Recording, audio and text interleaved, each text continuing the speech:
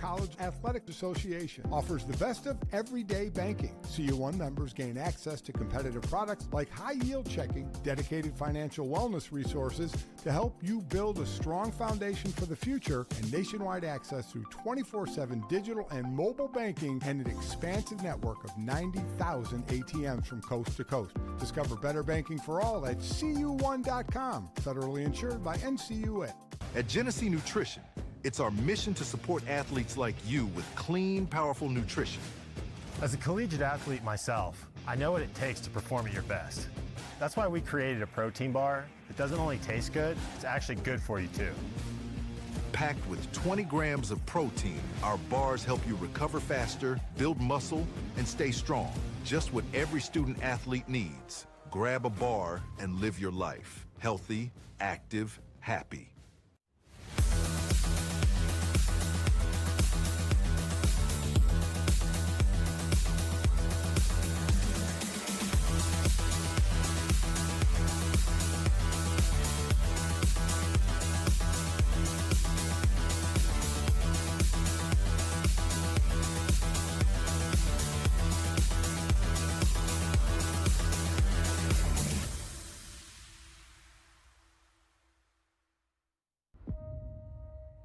Some make it their main career. Some give a weekend a month. All we need are the moments. In the Air Force, how you serve is more important than how much you serve. You always get more out than what you put in. Full-time, part-time, in or out of uniform.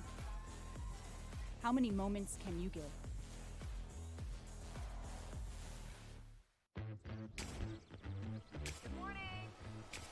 Why so serious? Great shot. Car's 250. He got it. Greenside bunker, land short. Trust you on? There's plenty of green. Breaks towards the water. Lots of coaching today, huh? We're one up. When you strive to be the best, you need the right insights. Zurich has insurance solutions and risk strategies to help prepare your business for tomorrow. There's nothing more important for your organization than the look and functionality of where your team spends most of their time. Here at Netting Pros and Stadionic, we create iconic facilities that exceed industry standards and become the headline of your organization. We've worked with dozens of the top leagues, collegiate programs, and professional baseball organizations, bringing facilities to life. We're confident that your venue will stand above the rest and your vision for the future will be made into a reality. As the second largest intercollegiate athletic association in the country, the NJCAA serves not only a pivotal role in college athletics, but in higher education. The NJCAA Foundation aims to move the association forward through resources, grant programs, and other special initiatives. Your gift to the NJCAA Foundation will make a difference and create opportunities.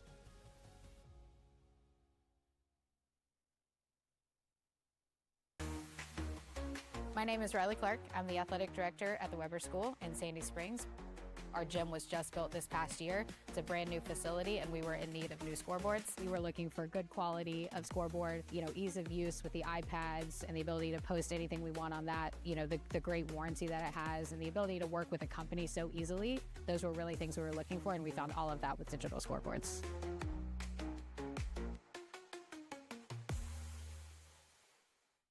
For the last 87 years, the NJCAA has provided academic and athletic opportunities to thousands of student athletes. However, several rules make it more challenging for two-year college transfers. Recently, 16 national coaches associations, led by the National Fast Pitch Coaches Association, sent a request for change to NCAA leadership to make the rules the same for all transfers. We commend their leadership and stand together in support of same game, same rules. Credit Union One, the official banking partner of the National Junior College Athletic Association, offers the best of everyday banking. CU1 members gain access to competitive products like high-yield checking, dedicated financial wellness resources to help you build a strong foundation for the future, and nationwide access through 24/7 digital and mobile banking and an expansive network of 90,000 ATMs from coast to coast. Discover better banking for all at CU1.com. Federally insured by NCUA. At Genesee Nutrition, It's our mission to support athletes like you with clean, powerful nutrition. As a collegiate athlete myself, I know what it takes to perform at your best. That's why we created a protein bar that doesn't only taste good, it's actually good for you too.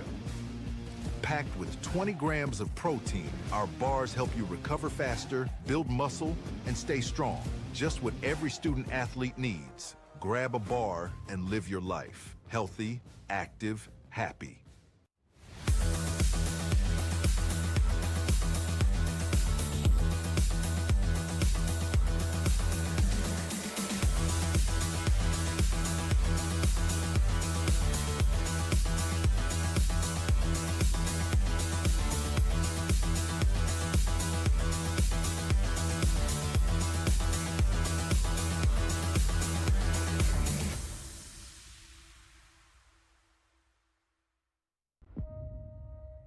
Some make it their main career. Some give a weekend a month. All we need are the moments. In the Air Force, how you serve is more important than how much you serve. You always get more out than what you put in. Full-time, part-time, in or out of uniform. How many moments can you give?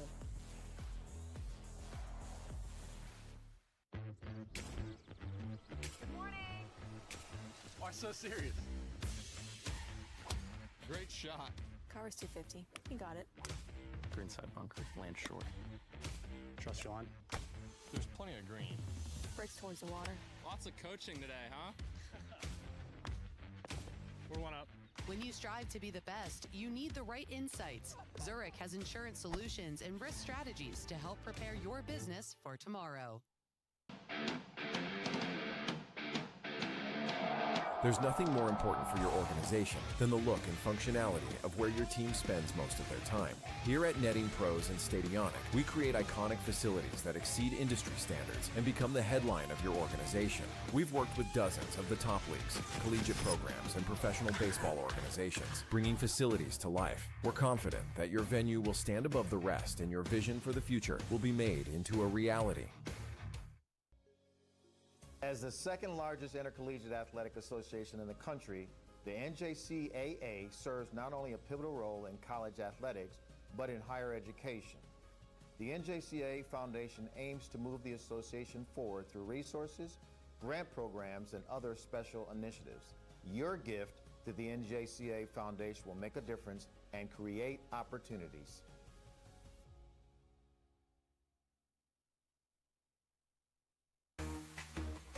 My name is Riley Clark. I'm the athletic director at the Weber School in Sandy Springs. Our gym was just built this past year. It's a brand new facility and we were in need of new scoreboards. We were looking for good quality of scoreboard, ease of use with the iPads and the ability to post anything we want on that, the great warranty that it has and the ability to work with a company so easily. Those were really things we were looking for and we found all of that with digital scoreboards.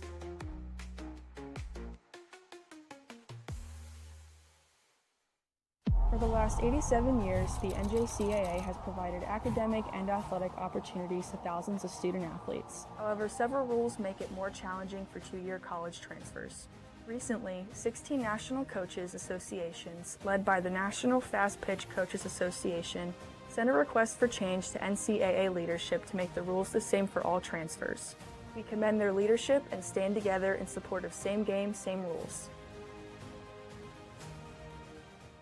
Credit Union One, the official banking partner of the National Junior College Athletic Association, offers the best of everyday banking. CU1 members gain access to competitive products like high-yield checking, dedicated financial wellness resources to help you build a strong foundation for the future, and nationwide access through 24/7 digital and mobile banking and an expansive network of 90,000 ATMs from coast to coast. Discover better banking for all at cu1.com. Federally insured by NCUA. At Genesee Nutrition, it's our mission to support athletes like you with clean, powerful nutrition. As a collegiate athlete myself, I know what it takes to perform at your best. That's why we created a protein bar that doesn't only taste good, it's actually good for you too. Packed with 20 grams of protein, our bars help you recover faster, build muscle, and stay strong. Just what every student athlete needs. Grab a bar and live your life. Healthy, active, happy.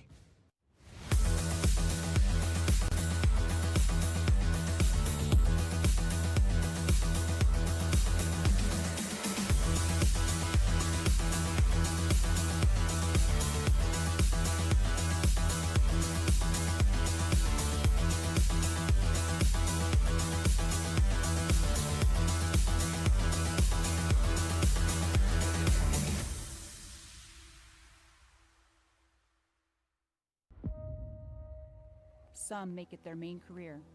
Some give a weekend a month. All we need are the moments. In the Air Force, how you serve is more important than how much you serve. You always get more out than what you put in. Full-time, part-time, in or out of uniform. How many moments can you give?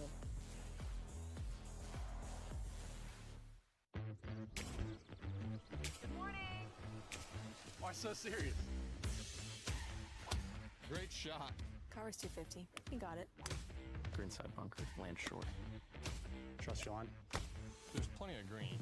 Breaks towards the water. Lots of coaching today, huh? We're one up.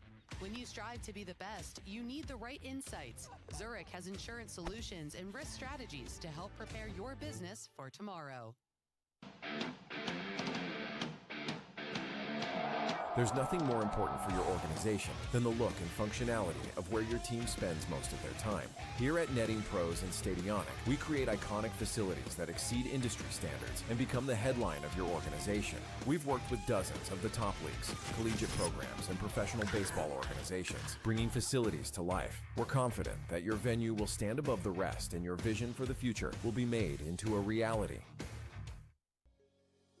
As the second largest intercollegiate athletic association in the country, the NJCAA serves not only a pivotal role in college athletics, but in higher education. The NJCAA Foundation aims to move the association forward through resources, grant programs, and other special initiatives. Your gift to the NJCAA Foundation will make a difference and create opportunities.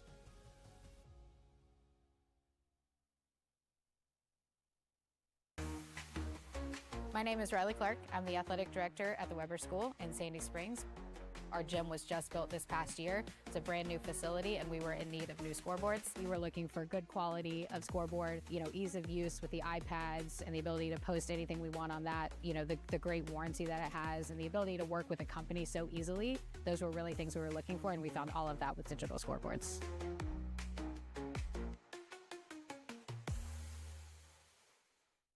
For the last 87 years, the NJCAA has provided academic and athletic opportunities to thousands of student athletes. However, several rules make it more challenging for two-year college transfers. Recently, 16 national coaches associations, led by the National Fast Pitch Coaches Association, sent a request for change to NCAA leadership to make the rules the same for all transfers. We commend their leadership and stand together in support of same game, same rules.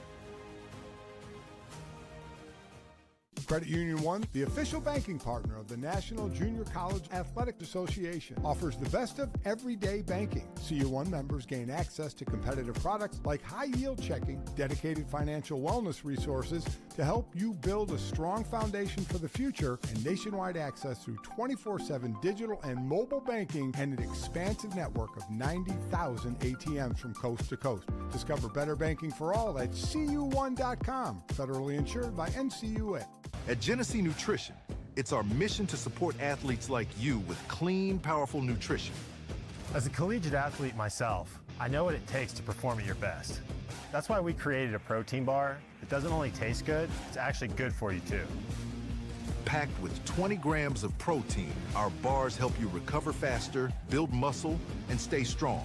Just what every student athlete needs. Grab a bar and live your life. Healthy, active, happy.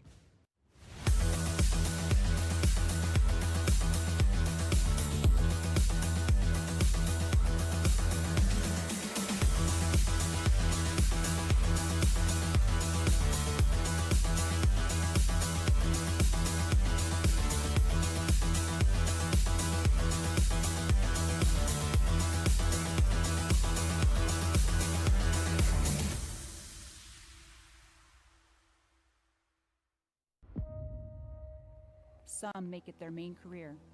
Some give a weekend a month. All we need are the moments. In the Air Force, how you serve is more important than how much you serve. You always get more out than what you put in. Full-time, part-time, in or out of uniform. How many moments can you give?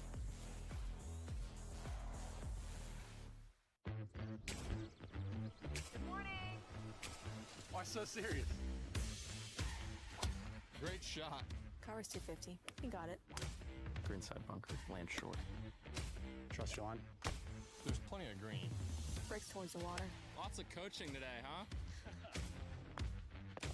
We're one up. When you strive to be the best, you need the right insights. Zurich has insurance solutions and risk strategies to help prepare your business for tomorrow. There's nothing more important for your organization than the look and functionality of where your team spends most of their time.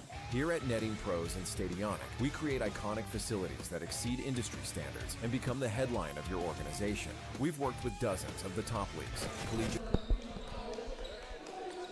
It is time for the Final Four in our first semifinals matchup this afternoon at Varsity Gymnasium in Herkimer, New York. It's the Northern Essex Knights of Haverhill, Massachusetts, taking on the Salem Mighty Oaks of Carneys Point, New Jersey. Good afternoon, everyone. Rich Rosa joined by Andrew McCarthy. And Andrew, both these teams received first-round byes, and one of these teams will punch their ticket to their first ever national championship. You couldn't have written a better story, Rich. Both these teams winning yesterday. Northern Essex beating Genesee and Salem taking down Joliet. A couple of high-flying offenses. A trip to the national championship game tomorrow evening on the line.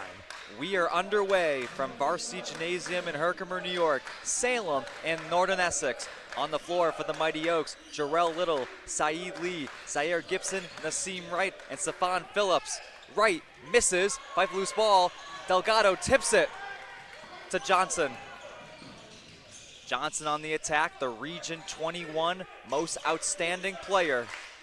The Knights won the Region 21 championship over Quincy College 68-66. They won their quarterfinal matchup against Genesee 99-78. Ball on the ground, and it's sent over to Wright. Right guard by Matsuda. He traveled.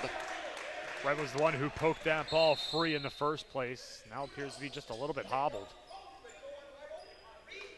Putting not a lot of pressure on that left leg. He's going to continue, though. The Knights are led by head coach Darren Stratton, a Haverhill native. Also played basketball with the Knights. Matsuda knocks down the corner three, the first basket of the game. If you watched yesterday's game of Northern Essex against Genesee, you'll know that I love Yonosuke Matsuda's game. He does just about everything. He's strong defensively. He can score points. He got 7 rebounds yesterday on top of 6 assists. Gibson finds Phillips. He tries a three, way off. Right, the offensive rebound. He lays it in for 2. Wright went 8 for 10 from the field last game, a 16-point double-double with 11 rebounds. Vidal, guard heavily by Little. In the hands of Alex Johnson. Johnson, jumper, drills it. 5-2 lead for the Knights. This Knights team is incredibly deep. They played 15 players yesterday. The starting 5, not a single player played more than 24 minutes. Part of that is due to the great lead they had, at times over 30 against Genesee. Wright drives. It goes off the hands of Phillips into the hands of Saeed Lee. Lee attacks the basket and misses. He tried to go on the near side. He probably should have tried the reverse layup. Delgado drives, kick out Johnson. He stepped out of bounds. The Salem Mighty Oaks are led by head coach Mike Green in his 3rd season. Both these teams, Andrew, have 31 wins. They have been 2 of the best teams in the entire country, but there's one difference. Northern Essex has a regional championship. Salem does not after they lost to Montgomery County. Lee misses, but he's heading to the line. Foul going against Johan Vidal. That's his first. These are the 2 top teams in the country. Indeed, Salem was ranked number 1 in the final NJCAA rankings, although that loss in the regional final to Montgomery County. A very slim margin of error there, a 58-55 loss, but it was enough to have them slip down to the 4 seed in this tournament in Northern Essex. The Region 21 champions, after taking down Quincy College, moved up to the number 1 spot. They beat Quincy College 68-66. Full court pressure for the Mighty Oaks. Johnson tries a 3, won't go. Fight for loose ball. It is tipped by Sanders out of bounds. It will stay with Northern Essex. It went off the feet of Nassim Wright. He's trying to scoop up the loose ball, and it just kind of incidentally kicked it out of bounds.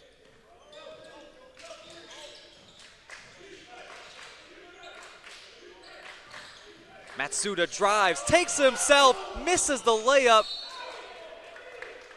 It's going the other way. It went off Delgado. That's just a tough roll for Yonosuke Matsuda. Did everything right, had the space driving along the baseline. Just didn't quite get the right roll off the finger. Now full court pressure by Northern Essex. Wright drives, gets stripped, but a foul. And Alex Johnson tried to poke it free, but just got a little bit of body contact against Nassim Wright. And last game against Genesee, Northern Essex came out flying. They were taking it to the Cougars very early. They were up by nearly 15 points, not even halfway through the first half. Stolen away by Vidal. Floater off the mark. Right the rebound for Salem. Little to the basket, can't finish. Offensive rebound, offensive foul is called. It's going to go against Stephon Phillips for a push in the back. Stephon Phillips, sophomore forward from Philadelphia, Pennsylvania. Saeed Lee had the offensive rebound for the Mighty Oaks. Christian Sanders, turnaround shot, in and out. Fight for loose ball, it's in the hands of Wright. Couple of tough bounces so far for Northern Essex, just 2 of 6 from the field thus far. Lee can't convert, out of bounds. Stays with the Mighty Oaks. Couple of sluggish offenses to start, nearly 4 minutes in. Naeem Johnson, sophomore guard from Philadelphia, Pennsylvania, comes in, replacing Nassim Wright, another Philadelphia native. He played 29 minutes, also off the bench last game, had 13 points. Efficiency pretty solid, 5 of 14. Also added 5 rebounds and 6 assists. That led the team, led the game yesterday. He knows how to dish it out.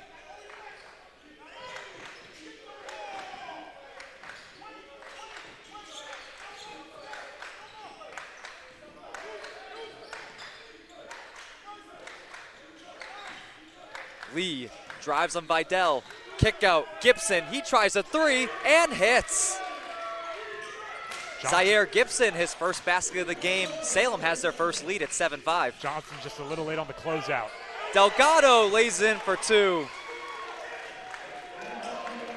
He led all scorers last night with 14 points. On 7 of 10 shooting, just 1 rebound shy of a double-double. Johnson lays it in. He switched hands really late. He originally went up with the left, had to switch to the right at the last second. That's going to be a shooting foul. They're going to say that Stephon Phillips interfered with Matsuda as he was going up for the shot, so Matsuda's going to head to the line for a couple of free throws. Head coach Mike Green of Salem wants an explanation.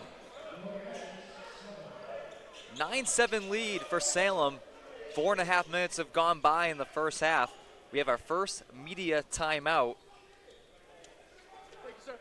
Fans, you can follow all the action of the 2026 NJCAA Basketball Championships live on the NJCAA Network. Go to www.njcaa.org/network to view live and archive video of each game. That is www.njcaa.org/network.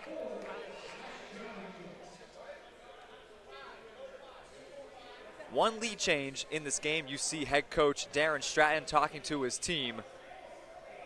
Been a defensive battle so far. Yeah, and it's been solid defense, but I think it's just straight up unluckiness on offense for both teams. They've gotten some good looks. They've been able to drive really well and get some solid attempts. A lot of layup attempts as well, just not getting the proper rolls or the bounces to have them fall through. 3 for 7 for Northern Essex, 3 of 8 for Salem. Not many three-pointers being taken either. It's a little bit of a rocky start offensively for both teams, but I'm sure it'll start clicking as this game rolls on. Both teams have 2 turnovers.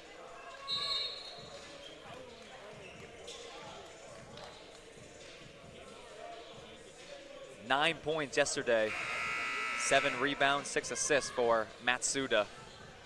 You mentioned earlier, Rich, that these two teams have never been to the national championship before, and it's a little bit of a yin and yang in 2 semifinal matchups. The other one we got later between Dallas Northlake and Dallas Richland, those 2 teams have no shortage of experience in terms of a stage like this. Northlake with 5 national championship titles in their history, Richland with 3. And referees, maybe a time clock issue. 21 seconds on the shot clock. They added 1 second to it. And you loved Matsuda's ability on the court yesterday, especially defensively against Genesee. He's such a nuisance to play against. He's able to just get in front of you and just disrupt you. Even when he's not necessarily guarding you, he's able to shed the person he's blocking and just get a hand or a finger on the ball to disrupt you, even when he's not the one matched up against you. It's going to be an off-ball foul. It's against Christian Sanders. Indeed, it was against Christian Sanders.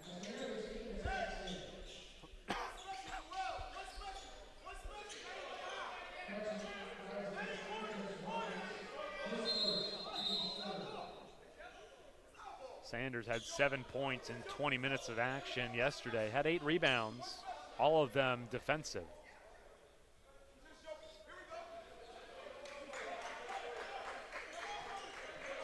Lead inbound for Salem.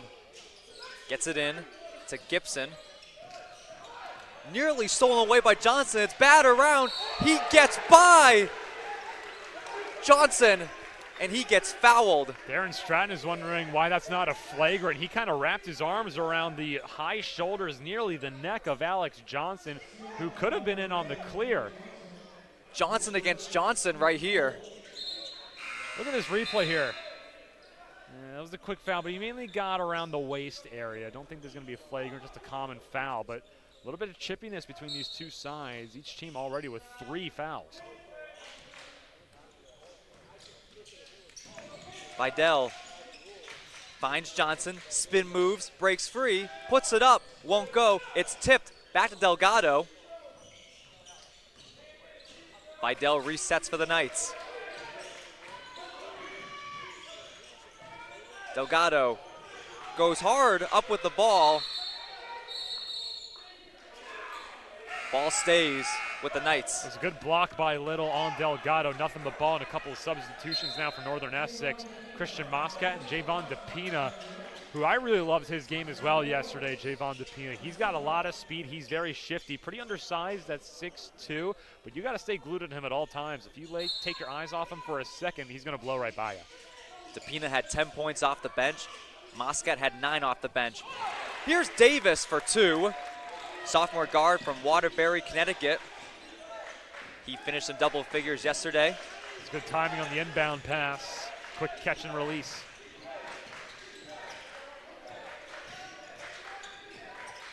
Johnson, jumper, too strong. Davis, the rebound. Game tied at 9.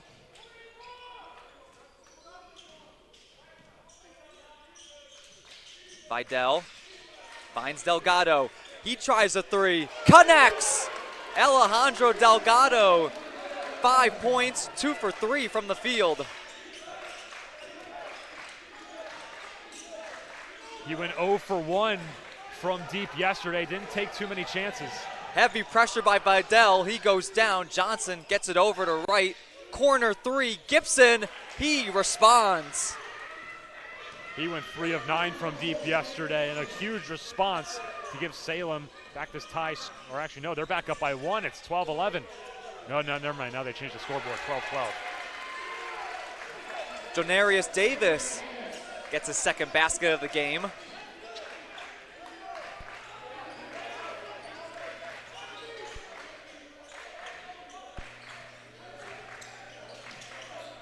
Gibson feeds it down low. Rhines, guarded by Delgado. Rhines going to work, double team, kick out right, corner three. Johnson off the mark, fight for loose ball. Moscat has it. It looked like Rhines could have gotten it, but there was a 2v1 down low on the rebound. Blocking foul is called on Salem. It's going against Lee. He did not keep his feet planted. Alejandro Delgado went right into him, drew the blocking foul call. Matsuda checks back in for Northern Essex. Expect a lot of substitutions from Darren Stratton today. He played 15 players yesterday. Northern Essex, Andrew, so balanced yesterday. Indeed, 13 of them were able to provide some points. The only two who didn't were Zeman Davis and Tariq Goodman. They didn't really check in until late when Northern Essex was up by almost 30. Delgado surveys his options, swings over to Moscat. Moscat lets it fly from deep, short. Johnson the rebound for the Mighty Oaks. Johnson takes himself to the basket, misses the layup. Ryan's offensive rebound, he puts it in.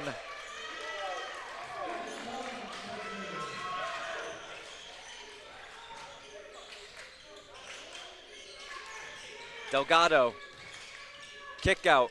Davis pumps and gets poked from behind. Foul going against Nassim Wright. Yeah, he got some arm trying to poke it free on Janarius Davis.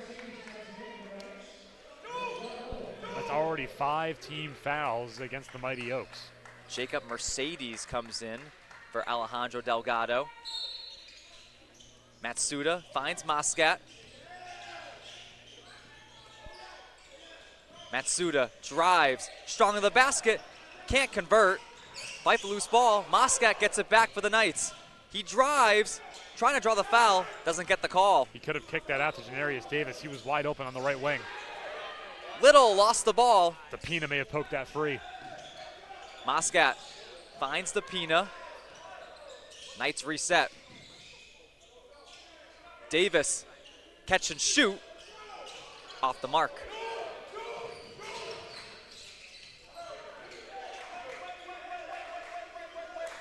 Jarrell Little, freshman guard from Philadelphia, Pennsylvania. Defended by Javon DePina, freshman guard from Brockton, Massachusetts. Gibson, catch and release, off the side of the rim on the triple.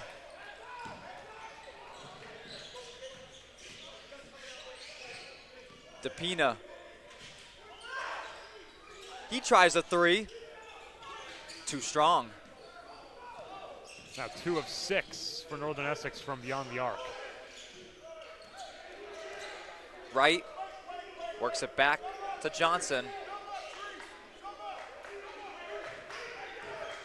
Johnson drives, strong to the basket. Blocking foul is called, count it, and one. Janarius Davis, I think, was inside the semicircle underneath the basket, inside that restricted area. Counts as a blocking foul. Salem back up by 2 with a chance to make it 3.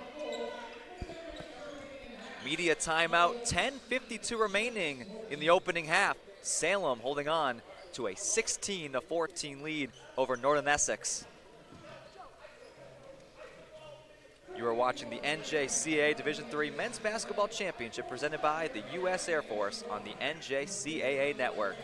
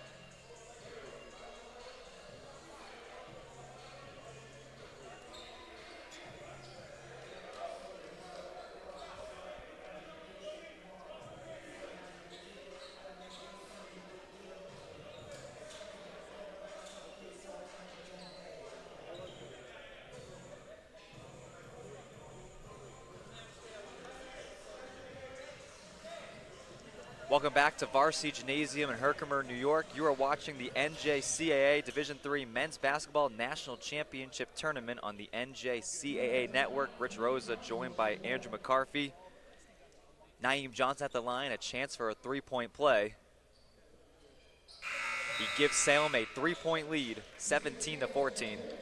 Over the media timeout, they were looking at a three-pointer in the corner made by Jarrell Little earlier in the sequence, just making sure his foot was behind the line. It was. They confirmed it was a three-pointer, so the score remains 17-14 as Jasir Sales checks in for the first time today. Johnson dancing on right. Jumper in and out. Little the rebound for the Mighty Oaks. Right, stepped out of bounds.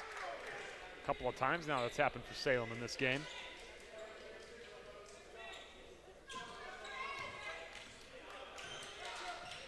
Northern Essex already using a good bit of their bench. They've now used 9 different players before this game is even halfway through the first half. Matsuda surveys his options. Bounce pass inside. Mercedes lays it in for 2. That's why I love the play of Matsuda. Mercedes was smothered down low, and he's still able to find a lane to bounce it to him in stride with plenty of room to make the layup. First basket of the game for Jacob Mercedes, sophomore guard from Salem, Massachusetts. Rhines lets it fly. Misses the 3. They wanted to push in the back. Looked like Nassim Wright was pushed from behind by Mercedes. Johnson can't finish.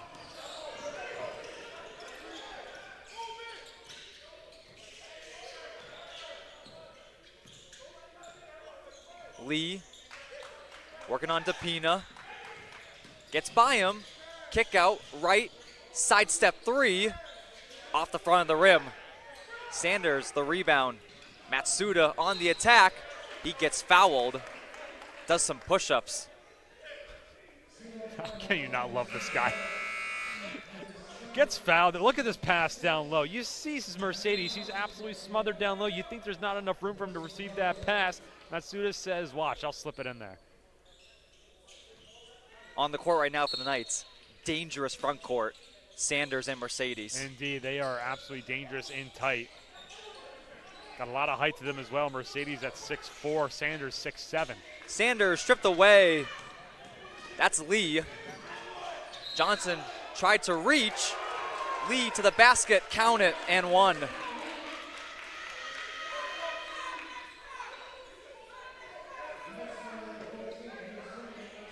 Look at the replay right there. It's going to go against Matsuda. His feet was moving, tried to keep his hands up, but when your feet are moving like that, they're going to get the blocking foul on you.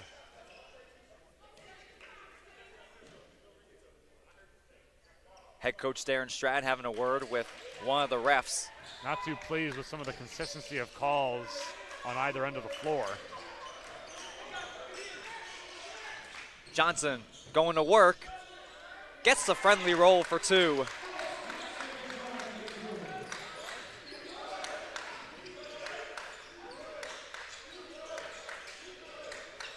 Bobbled by Lee. Keeps it alive. Guarded by DePina. Rhines inside, double teamed. Matsuda got a piece of it. It's off Rhines, it's going the other way. And that's Yonosuke Matsuda. He's combining with Christian Sanders down low. There was another third person along the baseline. If he was able to break up the double team, Matsuda able to just deflect it off of Rhines out of bounds, and Northern Essex gets the ball back. Alejandro Delgado back in the game for the Knights, replacing Jacob Mercedes.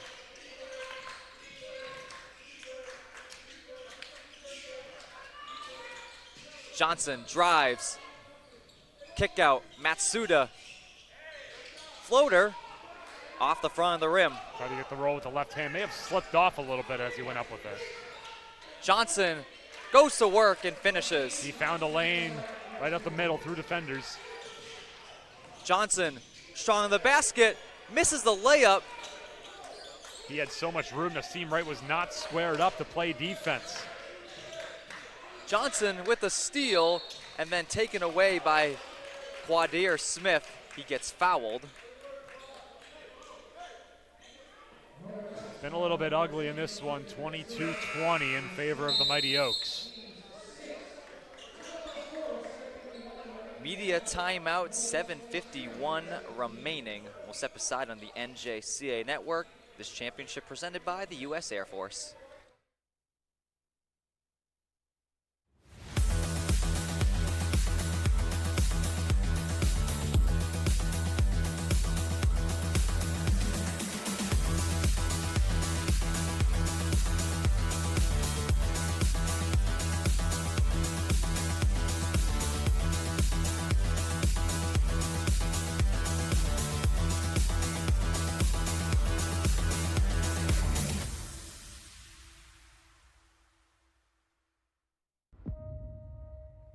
Some make it their main career. Some give a weekend a month. All we need are the moments. In the Air Force, how you serve is more important than how much you serve. You always get more out than what you put in. Full-time, part-time, in or out of uniform. How many moments can you give?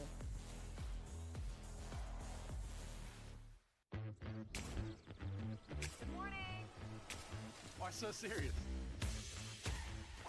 Great shot. Tower's 250. Welcome back to Varsity Gymnasium in Herkimer, New York. There you see Salem head coach Mike Green talking with his team. Salem last year made the NJCAA tournament. They lost to Mohawk Valley in the quarterfinals. Former player over at Butler University from 2006 to 2008.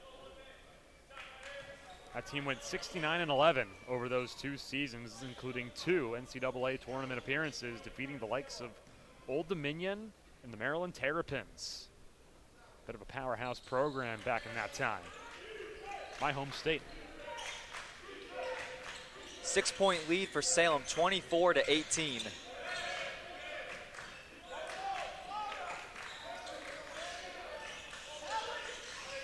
Sanders drives, kick out, Vidal in the hands of Johnson, rises up and knocks down the jumper.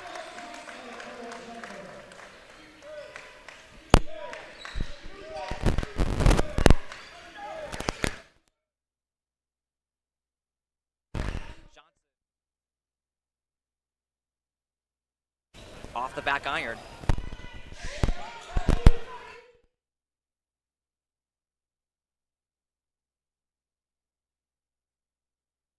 Won't go, but a foul.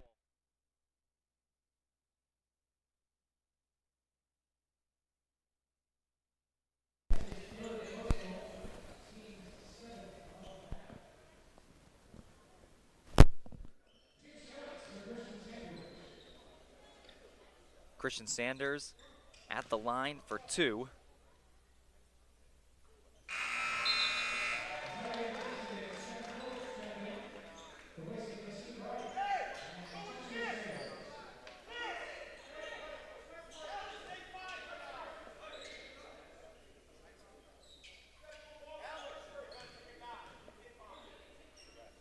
Christian Sanders' first trip to the line this tournament did not make it yesterday. Full court pressure for the Knights. They're down by 2. Trying to get a possession to tie this up with time winding down here in the first half. Lee, guarded by Moscat. Phillips, a 3, nothing but net. He's a bigger guy, but he can still shoot 45% from beyond the arc. He doesn't take too many opportunities, but when he does, he's pretty efficient. Delgado working on Smith. Spin moves, fadeaway jumper off the side of the rim. It went off the hand of Gibson. Ball stays with Northern Essex.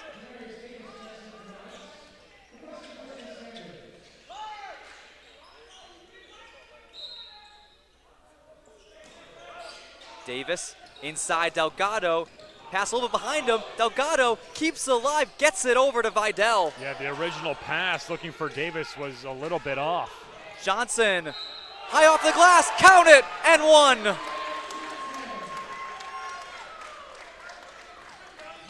Out of the chaos comes a very pretty play. Alex Johnson, the beneficiary, driving the baseline, the contact made by Nassim Wright. And that's now, actually no, I believe the foul's gonna go against Naeem Johnson. Nassim Wright, not on the floor. He already has 3 personal fouls against him. That's Johnson's second though. He had an outstanding game last time around. Had 13 points in 29 minutes off the bench. Johnson leads all night scorers with 9 points. More full court pressure. Moscat forces a steal. Vidal lays it in. Way too lackadaisical on their own end by the Mighty Oaks. And there's 3 yellow jerseys here with the full court press. Timeout taken by Coach Green. Salem under siege. Just like that, we are tied at 27 with 6 minutes remaining in the opening half. Whole lot of pressure from Northern Essex. They know when to dial up the pressure defensively, and there were 4 jerseys in the front court trying to force a little bit of a trap, maybe get a 10-second violation. They get the turnover. They're able to tie this game up, and then they force Salem to take a timeout. Saw Vidal at the end jump on Rhines. Play until the final whistle. Indeed, there's a trip to the national championship on the line. They're going to leave it all out there, and not just for national championship glory, but for a lot of these sophomores, it could potentially be their last game in this uniform. Obviously, if the loser of this game will go to the 3rd place game tomorrow before the national championship, but they want to have a chance to play for a national championship. Some of these sophomores in their last year in Northern Essex uniforms. Look at the setup now by Salem. More full court pressure by the Knights. Johnson gets over to Rhines. Ball knocked away by Moscat. Delgado to the basket, high off the glass, can't finish. Fight loose ball. Delgado keeps it alive inside Vidal and lays it in. What a jumper from down low. Amazing defense. They're not sitting back waiting for them to come to them, and that's going to be a foul against Saeed Lee, and all the momentum in favor of Northern Essex. The original play was poked free by Moscat, and quick ball movement transitioning up the floor into offense. They go down low. Vidal with some points, and the Knights have just snatched up everything so far in these last 2 Full court press is helping Northern Essex. Moscat 3, way off. Rhines grabs the miss. Lee, blocking foul called on Vidal. Yeah, Darren Stratton not happy with the call. They thought Vidal planted his feet here. Let's see if we can get a replay of this. Looking for number 12 in yellow. And he may have a case. His feet were planted there. And Saeed Lee looking a little bit worse for there. Grabbing for that left quad area, the thigh. Javon DePina comes in to replace Johan Vidal, who has 2 fouls. It's going to be a 1-and-1 for Saeed Lee, who slowly almost limps his way to the free throw line. Referee wiping off the game ball. A little bit of moisture accumulating on it. Northern Essex doing a good job shutting down the top players of the Mighty Oaks. So far, Jarrell Little, no points. And just 1 shot attempt. Saeed Lee, only 5 points. Make that now 6, but 4 of them have come from the strike.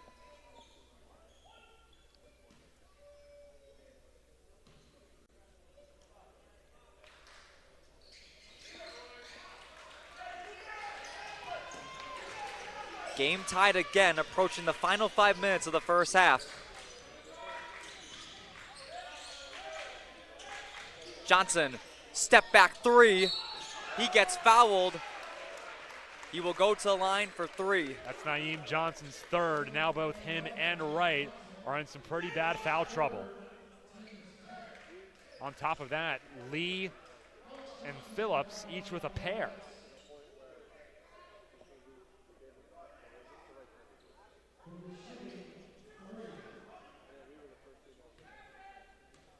Salem had 12 total fouls yesterday against Joliet.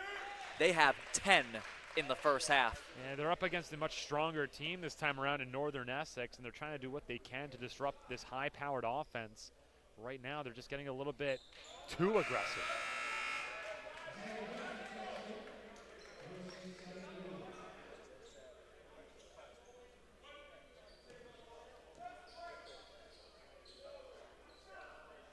Johnson goes 2 for 3 from the line.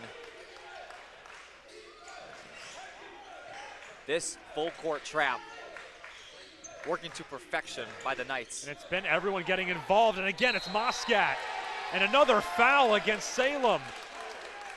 Moscat with his second steal. That's Jarrell Little, his first personal, but they're already at the team limit. So more than 5 minutes left to go in this first half, and more free throws upcoming for Northern Essex. Northern Essex in the double bonus.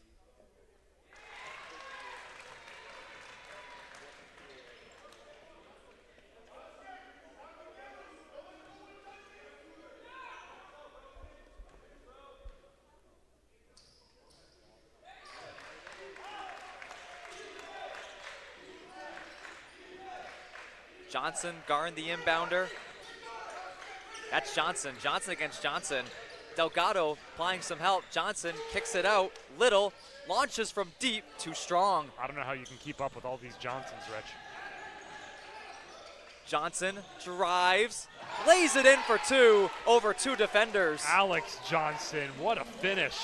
And Johnson nearly stole the ball away from Johnson. What the, incredible hustle. Johnson on Johnson violence. Alex against Naeem. Here's Alex with the finish.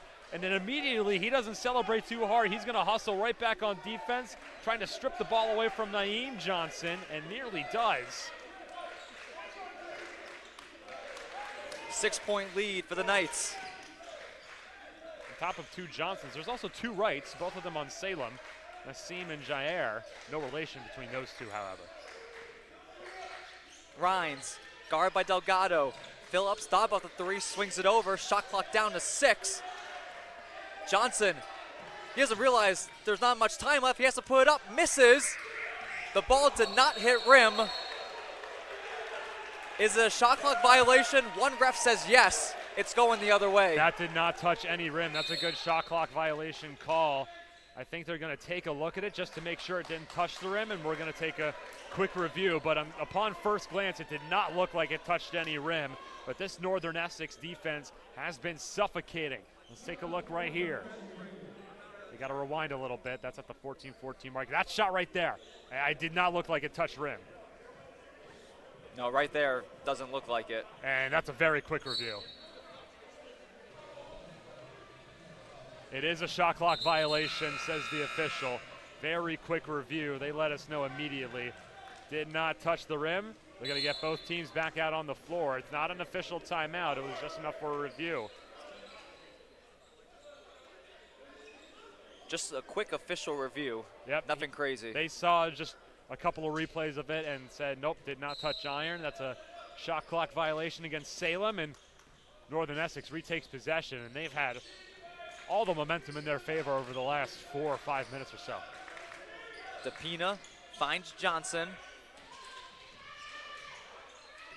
Johnson drives on Rhines. Another draws foul. the foul. Rhines picks up his first. And more free throws upcoming, and Salem is going to have to reach down into the bench. Something that they really haven't done much over the course of this season. It's Quadair Smith who is getting ready to check back in as we're in our final media timeout window of the first half. Fans, NJCAA basketball fans, stay up to date with the latest news and information regarding NJCAA basketball by visiting the official website of the National Junior College Athletic Association at www.njcaa.org. That is www.njcaa.org. What a job by this Knights bench. Christian Moscat 2 steals off the bench. Indeed, and not just defensively, but offensively as well. Out of the 9 players that Coach Darren Stratton has used on the floor today, 8 of them have scored, and their top players are really lifting the heavy load right now. Alex Johnson, 13 points already off 5 of 10 shooting, not a single three-pointer among them. He's been very shifty and tight. He's been getting to the paint. He's strong to the basket, keeps both hands on the basketball, and he's drawing fouls to boot, 3 for 4 from the free throw line. There you see Salem's bench. They're getting in foul trouble early in this game. You already have 2 guys with 3 personal fouls, Naeem Johnson and Nassim Wright. Yeah, and they're just 1 foul away from matching their team total of the entire game yesterday against Joliet. Just 12 yesterday, already 11 in this first half, and there's still nearly 4 minutes to go here. And when you got 2 of your best players who are in some deep foul trouble, you basically have to sit them for the remainder of this first half and hope they don't do it again in the second half. Even though Naeem Johnson's still out there with 3 personal fouls, he's got to be real careful. And if I'm Northern Essex, I'm attacking him all day long. If you can get him to 4 personals before the first half ends, man, oh man, it's just a logistical nightmare for Mike Green. The Mighty Oaks do not have a deep roster. No, they do not. They didn't use a lot last game, just 9 different players off of an 11-player roster.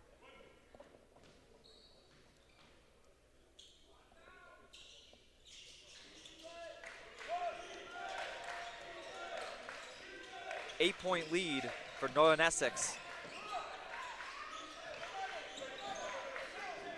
5 for 6 from the line, Alex Johnson.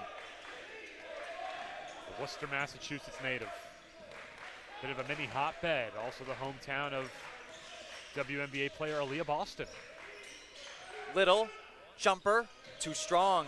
Smith, offensive rebound, lost it, but a foul.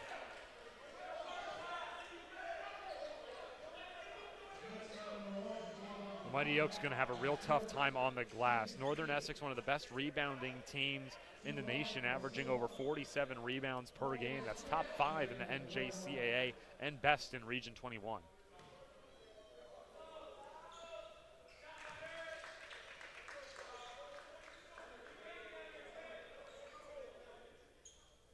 Northern Essex shooting 42% from the field in the first half.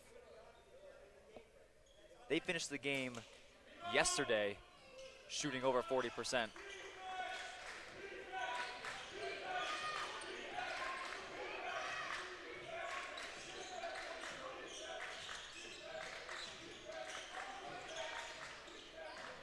DePina drives. Tough angle shot off the side of the rim. Long pass. Lee just out of the reach of Johnson. Yeah, had a little bit too much air underneath that pass. He had him in the clear too. Saeed Lee had a lot of room on that left short corner. Could have driven or could have pulled up. Maybe backstep a little bit, take a 3-point bid, try to close the gap just a little bit more.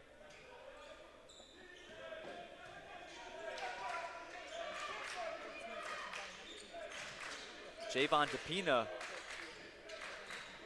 a lot of time on the court off the bench. He has a good amount of minutes for him. Johnson short on the 3.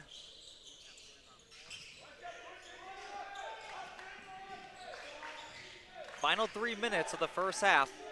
Knights lead by 6 over the Mighty Oaks.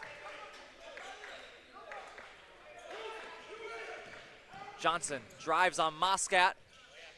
Strong on the basket, and he lays it in.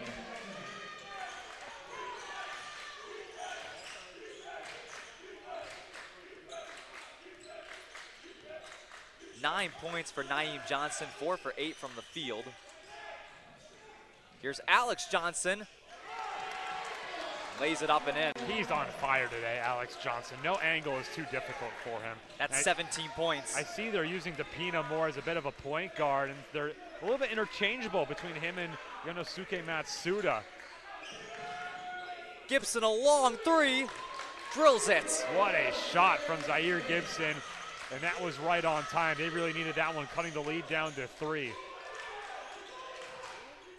Johnson penetrates, drives again, lays it in for 2. How do you finish that if you're Alex Johnson? Salem just has no answer. The Region 21 most outstanding player is taking over this game. Knights lead by 5 with 1:48 remaining in the first half. The coaching staff of Salem is saying you have to force him left almost every time he's going right, and it doesn't matter what the angle is, he's finding a way to finish. You force him left, go to his non-dominant hand, he's going to miss a couple of those shots. What a run it's been for Johnson, sophomore guard from Worcester, Massachusetts. Had the game-winning layup with 3.5 seconds left in the Region 21 championship. Yeah, he had 23 points on top of that game-winning layup. He's also had 15 points or more in 12 games this season, and he's almost at 20 in the first half. 23 points in the championship game, a season high. He's almost matched his season high, and how many minutes does he have now? Not even 20. He's been on the bench in the early part of this first half, but as of late, he's been out there roughly the last 8-9 minutes. 19 points, 7 for 13 from the field. More full court pressure by the Knights. Blocking foul is called on Moscat. Yeah, that's a tough collision for Christian Moscat, just 5'10". He got sent right to the deck and his feet were moving. That's a good call. No concern for Coach Stratton, just his first personal foul. 9th team foul against the Northern Essex Knights.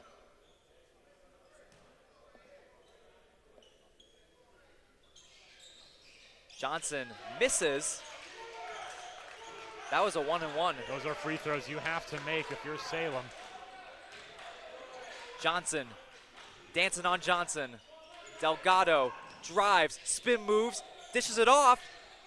Sanders, strong finish for 2. Thought Delgado could have gone up with that himself, but it was on his left hand. He didn't feel comfortable. He dished it off to Sanders, who really helped out his teammate. Little takes himself, misses, blocking foul called. Delgado cannot believe it. He may have been inside the restricted area. He was in the zone, yes. They say his heels were in the zone, even though his feet were planted. That's why he's asking his teammates. He's like, I was in the zone. Let's take a look here. Oh.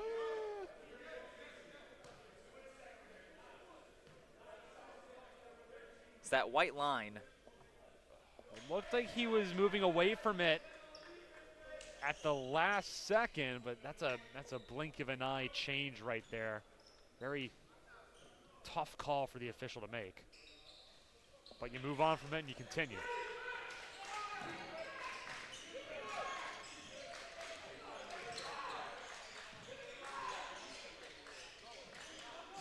Delgado, spin moves, breaks free, misses. Couldn't finish the hook. Ball stays with the Knights. And Naeem Johnson was not expecting that to not hit rim. It hit his hands sooner than he expected. DePina, inbound, catch and shoot. Sanders buries the triple. That was a no-look inbound play by DePina. Salem had no clue Sanders was getting that basketball.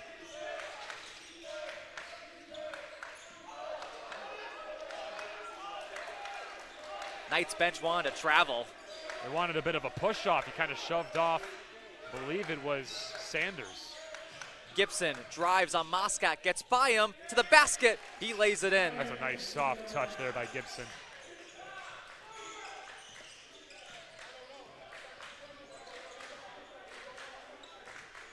About a 3.5-second difference between shot clock and game clock.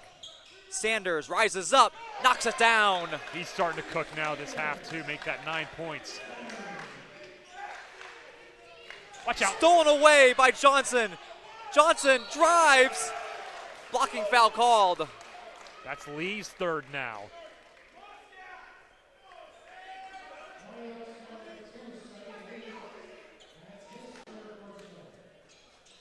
The full court press has been the story for the Northern Essex Knights in the first half. Yeah, jump of the route by Alex Johnson. He's going to take it right to the cooker himself. He's been doing that all game long. He had numbers down low. It was 3v1, but he wanted to take it himself and try to get the bucket and the foul. He got the foul, and he makes the first free throw.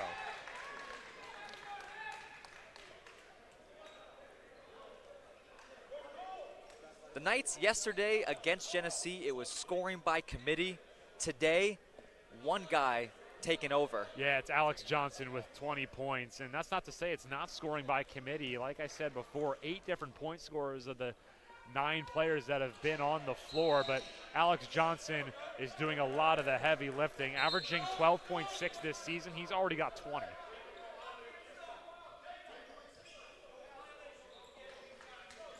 Game clock being reset to 10.7.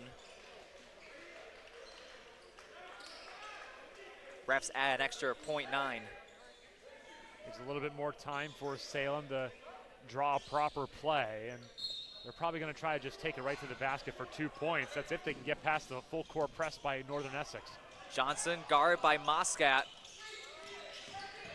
Final 5 seconds. Johnson lays it up and in. They wanted a blocking foul. His feet were shuffling on the pick play against Moscat. They take it right to the basket, get 2 points. Northern Essex is going to take a 7-point lead into the locker room. Moscat seems a little bit shaken up from that pick play. Johnson, 11 points.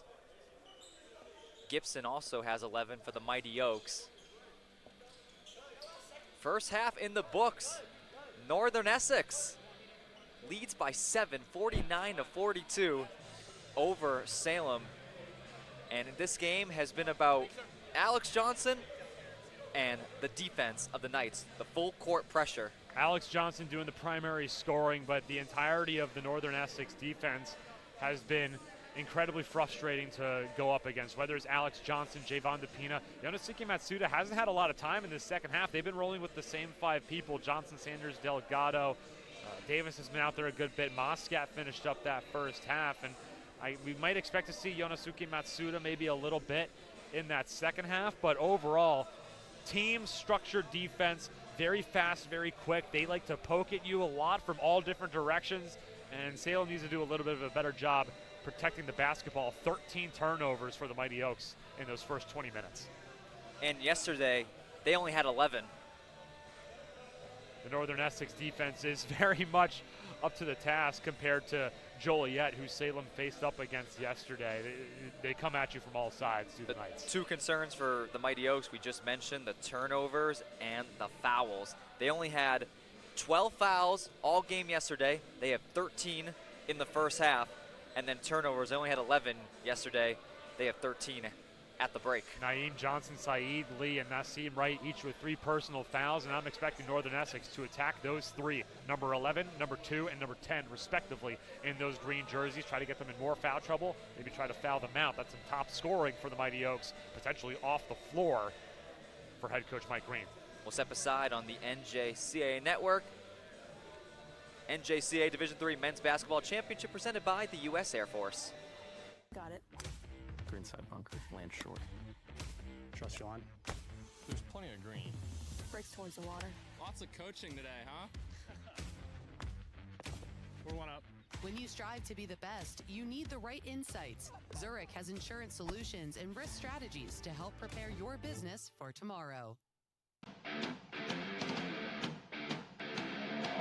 There's nothing more important for your organization than the look and functionality of where your team spends most of their time.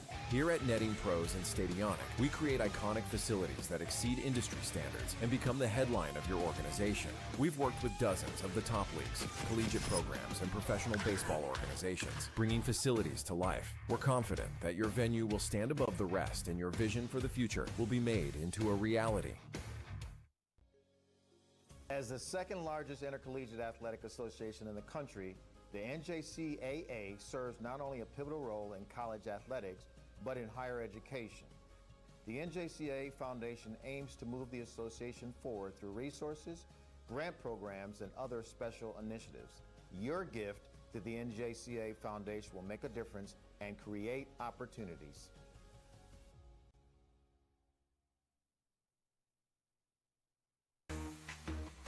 My name is Riley Clark. I'm the athletic director at the Weber School in Sandy Springs. Our gym was just built this past year. It's a brand new facility and we were in need of new scoreboards. We were looking for good quality of scoreboard, ease of use with the iPads and the ability to post anything we want on that, the great warranty that it has and the ability to work with a company so easily. Those were really things we were looking for and we found all of that with digital scoreboards.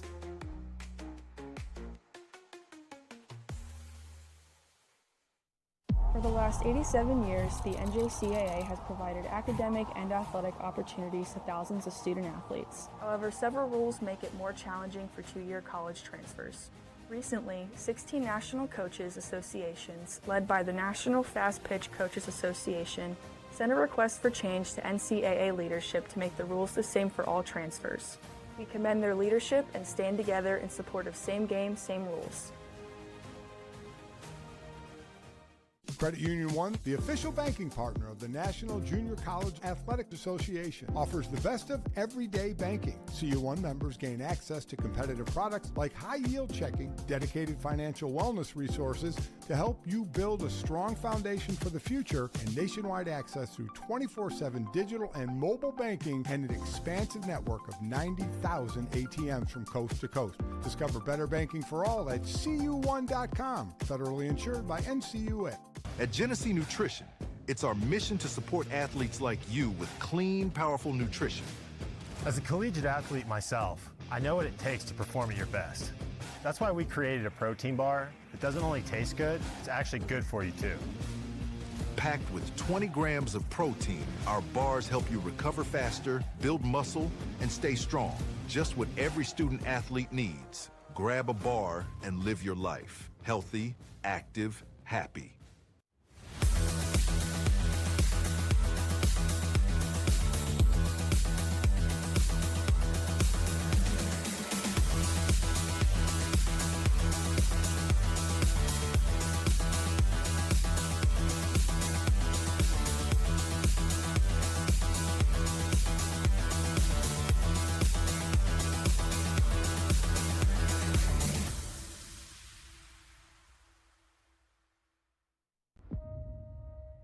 Some make it their main career.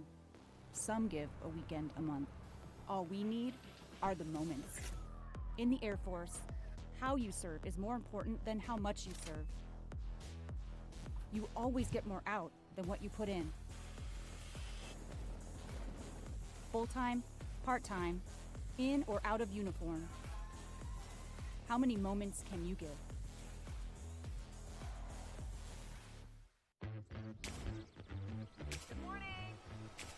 Why so serious? Great shot. Car was 250. He got it. Greenside bunker, land short. Trust you on. There's plenty of green. Breaks towards the water. Lots of coaching today, huh? We're one up. When you strive to be the best, you need the right insights. Zurich has insurance solutions and risk strategies to help prepare your business for tomorrow. There's nothing more important for your organization than the look and functionality of where your team spends most of their time.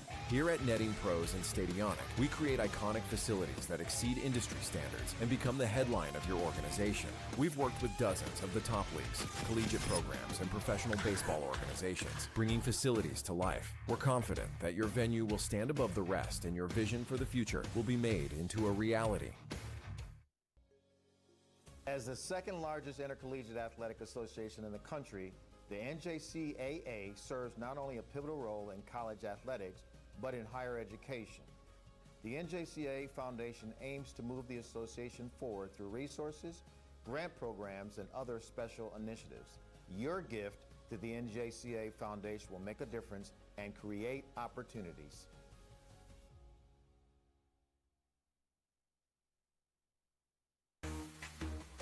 My name is Riley Clark. I'm the athletic director at the Weber School in Sandy Springs.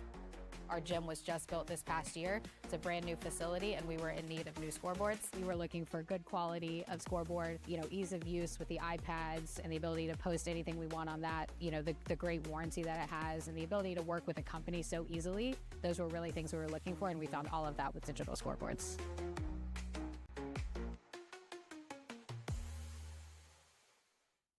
For the last 87 years, the NJCAA has provided academic and athletic opportunities to thousands of student athletes. However, several rules make it more challenging for two-year college transfers. Recently, 16 national coaches associations, led by the National Fast Pitch Coaches Association, sent a request for change to NCAA leadership to make the rules the same for all transfers. We commend their leadership and stand together in support of same game, same rules. Credit Union One, the official banking partner of the National Junior College Athletic Association, offers the best of everyday banking. CU1 members gain access to competitive products like high-yield checking, dedicated financial wellness resources to help you build a strong foundation for the future, and nationwide access through 24/7 digital and mobile banking and an expansive network of 90,000 ATMs from coast to coast. Discover better banking for all at cu1.com. Federally insured by NCUA. At Genesee Nutrition, it's our mission to support athletes like you with clean, powerful nutrition. As a collegiate athlete myself, I know what it takes to perform at your best. That's why we created a protein bar that doesn't only taste good, it's actually good for you too. Packed with 20 grams of protein, our bars help you recover faster, build muscle, and stay strong. Just what every student athlete needs. Grab a bar and live your life. Healthy, active, happy.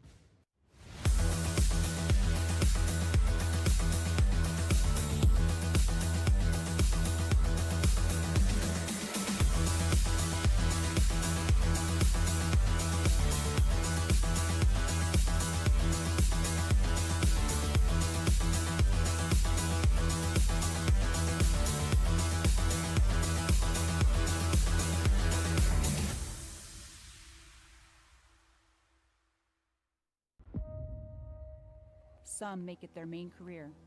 Some give a weekend a month. All we need are the moments. In the Air Force, how you serve is more important than how much you serve. You always get more out than what you put in. Full-time, part-time, in or out of uniform. How many moments can you give?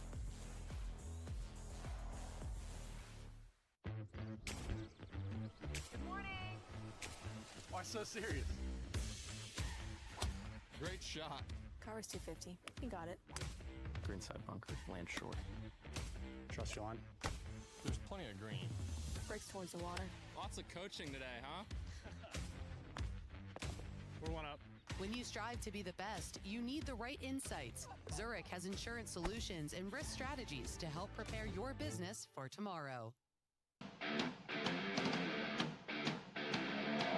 There's nothing more important for your organization than the look and functionality of where your team spends most of their time. Here at Netting Pros and Stadionic, we create iconic facilities that exceed industry standards and become the headline of your organization.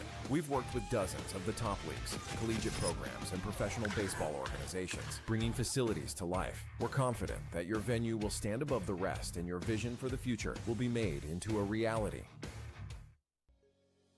As the second largest intercollegiate athletic association in the country, the NJCAA serves not only a pivotal role in college athletics, but in higher education. The NJCAA Foundation aims to move the association forward through resources, grant programs, and other special initiatives. Your gift to the NJCAA Foundation will make a difference and create opportunities.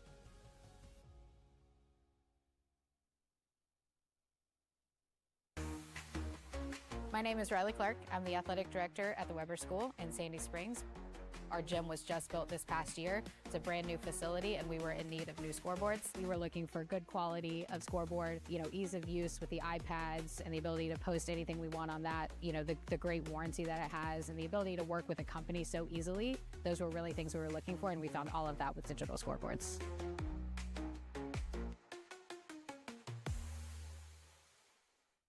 For the last 87 years, the NJCAA has provided academic and athletic opportunities to thousands of student athletes. However, several rules make it more challenging for two-year college transfers. Recently, 16 national coaches associations, led by the National Fast Pitch Coaches Association, sent a request for change to NCAA leadership to make the rules the same for all transfers. We commend their leadership and stand together in support of same game, same rules. Welcome back to Varsity Gymnasium in Herkimer, New York. You are watching the NJCAA Division III Men's Basketball Championship presented by the U.S. Air Force. First half stats. Knights lead by 7. Rebounds pretty much the same. Salem 19-18. Field goal percentage pretty much the same. 3-point percentage favoring Salem 40% compared to Northern Essex 33%. The difference, turnovers and fouls for the Mighty Oaks. Northern Essex and Salem might have very similar field goal percentages, but Northern Essex has taken 11 more shots than Salem has. But you said it, Rich. It's the fouls and it's the turnovers. 13 turnovers for Salem, and points off those turnovers, Northern Essex has 15 of them, and the fouls as well. They got 3 guys already, 3 of their top scorers with 3 personal fouls in that first half, and expect Northern Essex to punish them in this second half, really looking to attack them going to the basket. Leading the way, Alex Johnson, 20 points. See him right there. What a job he has been. 7 for 13 from the field. You see him right there, Alex Johnson. 20 points in the first half, 7 of 13 from the field. And the problem that he's been causing for Salem, he's been going right, and Salem's been letting him go right. They haven't adjusted to it at all. They want him to go left, go to his non-dominant hand, and no angle is too great for Alex Johnson if he goes to his right. He's gone high off the glass, he's gone far away, he's been in the paint, he's been in the short corner. That little right-handed hook shot, he's been getting him to fall through, and he's been drawing fouls in the process, heading to the free throw line. He's 6 of 7 at the charity stripe today, most of those coming from and one fouls. You're the Knights, you have the lead. How do you keep it? You need to lock down defensively, you need to protect the basketball, and you need to play with pace. Northern Essex plays with a lot of pace, especially with defense. They've gotten a lot of steals, especially from Yonosuke Matsuda and Javon DePina. They play with a lot of steals, poking the balls free. They come at you from all sides. If you're in Salem, you got to play with pace, get to the basket relatively quickly, and stay strong on the basketball. Too many times they're way too lackadaisical, almost like dribbling with one hand. They're way too weak trying to control it. Keep both hands on the basketball, keep your head on a swivel, and keep the ball moving pretty quick as well. The quicker you can move the ball around, the quicker Northern Essex is going to tire out defensively. And you can capitalize late in this game. Second half underway. Knights and the Mighty Oaks. Winner goes to the national championship. Delgado drives, lays it up and in with ease. And that's way too easy. Delgado was uncontested. There was no one else on the right side of the floor. 9-point lead for Northern Essex. Saeed Lee, 7 points for Salem, 1 for 3 from the field. 3 personal fouls though. He's double teamed. Bounce pass, Phillips, Little, a 3, he connects. You see that quick defense jump, Joan Vidal trying to jump the route, but if they're able to get past it, they got guys open on the perimeter for 3-point shots like you just saw.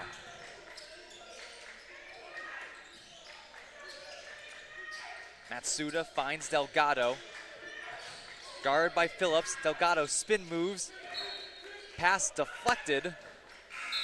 Stays with the Knights. May have gone off the head of Zaire Gibson.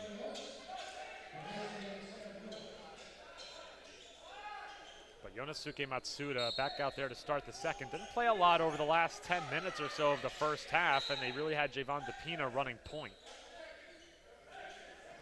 Matsuda's a guy that's, yes, he's running the point, but he's used majorly for defense. Indeed, he's got a couple of steals already, but his playmaking ability is second to none. Shot clock down to 2. Delgado launches from deep, way off. It's a shot clock violation. I don't think Northern Essex realized how much time was on that shot clock. Delgado hurried up, had to force one up from nearly the logo. Full court pressure for the Knights. We saw in the first half, Christian Moscat had 2 steals. Wright on the attack, misses, gets his own rebound, goes up again, and lays it in. Couple of rattles, almost bounced in and out.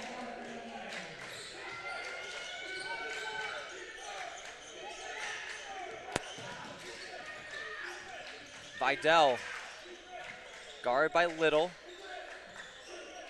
Now they got Vidal running point. They have Matsuda basically a shooting guard role. Delgado going strong to the basket, gets fouled.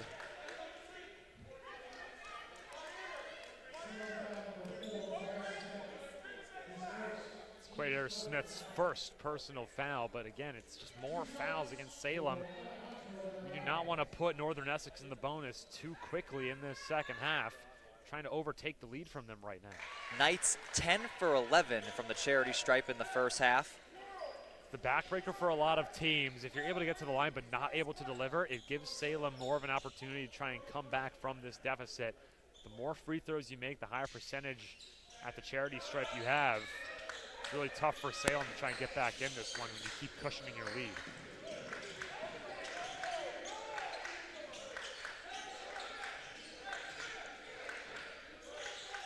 Right. Challenged by Delgado. Gibson tries a three. He gets fouled. Shot won't go. He's heading to the line for three. A couple of bad fouls from either side. This time from Joan Vidal, contacting the seam right on the three-point shot. So he's going to have 3 shots at the line. It's actually going to be for Zaire Gibson. My apologies. Vidal, 3 fouls.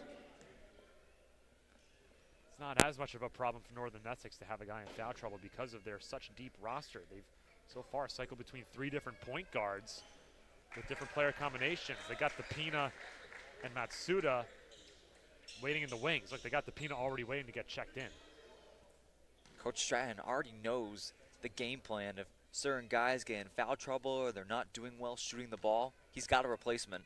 Indeed, and when you got guys who are so good like the Pina, who can play in so many different situations, there's the substitution right now.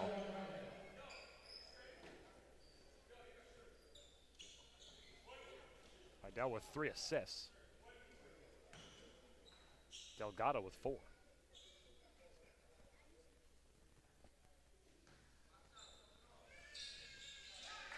Gibson makes all 3.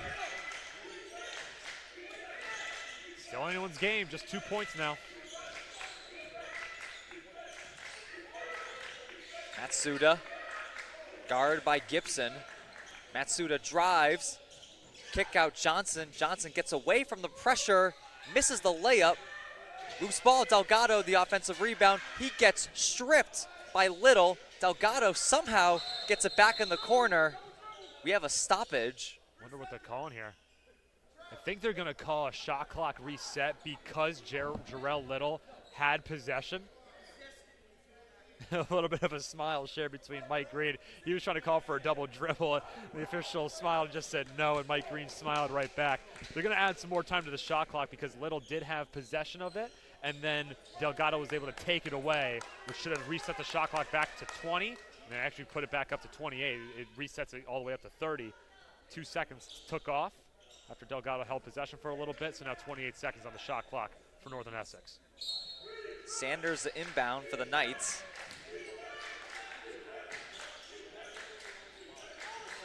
Johnson dancing on Little. Johnson rises up, knocks it down. That's a 2. From the left side on the short corner. He's been cooking on the right side off the glass with those hook shots, but when he can get it done with a jumper with a long 2, no situation is out of his repertoire.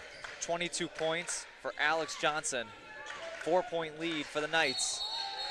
Offensive foul is called. It's going against Jarrell Little. Johnson drawing it up, and he's been so valuable for Darren Stratton. He might not get subbed off the entirety of this game, given how valuable he has proven himself to be. He had 24 minutes, led all of Northern Essex last game. He only played 24 because they're up by 30, but he's got a good amount of minutes now, and I don't expect him to be coming off maybe for a minute or 2 to catch a breather, but he's playing out of his mind right now. He wants a national championship. Johnson buries it. He thought about pulling up from 3, took a couple steps in, and instead of taking up too much time, he's now up to 24 points.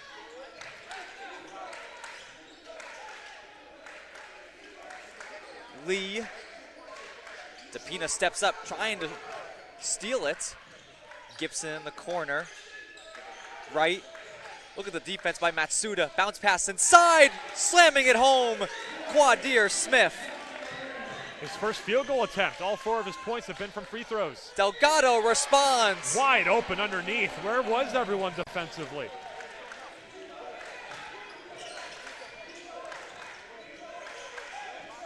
Delgado in double figures for the second time in this tournament. He has 10 points. Wright drives on Delgado. Bounce pass inside. Smith nearly lost it. Gibson, shot clock down to 9. He pushed off Delgado, offensive foul. He got that right elbow up, and Delgado sold it well. He took it in the upper chest near the chin. Northern Essex back with possession. Defensively, fundamentally sound. Well done. Media timeout, our first of the second half. The Knights lead by 6, 58-52. Delgado, he may not show up in this game on the score sheet, but he's doing it defensively. He leads this team in points per game and rebounds per game coming into today, but defensively, he's been the one who's been making the most impact for Northern Essex, because Alex Johnson's been doing all the offense himself. I like the warm-ups they have. I do as well. See if we get that slogan again. Go. Storms don't destroy strong foundations, they reveal what was built right. This team is built on resilience. They've been to this tournament each of the past 4 years, and they have not made it this far. They lost in the first round last year after winning the East District. They won the East District again in 24. That was the first time they won it. Actually, they've won it each of the last 3 years, I should say. My apologies. But finished 5th place in this tournament in 23 and 24, losing in the first round last year. And head coach Jaron Stratton, their best season in quite a while, 30-3. And he knows that this team is built for a national championship, and they're trying to get there for the first time in school history. 8 returners to the tournament this year, one of them being Alejandro Delgado. Another one of them being Alex Johnson. And Soki Matsuda. Delgado, a Haverhill native, 18 points per game coming into the tournament, most on the team. But that X factor is Alex Johnson. One thing I'm noticing with Alejandro Delgado, he has 4 rebounds. He averages 11.6. He's only been held under 10 rebounds just a handful of times, but every time he's been held to single digits in rebounds, he's finished with 9. He's always finished at least in double digits or just one shy. Ooh, watch out.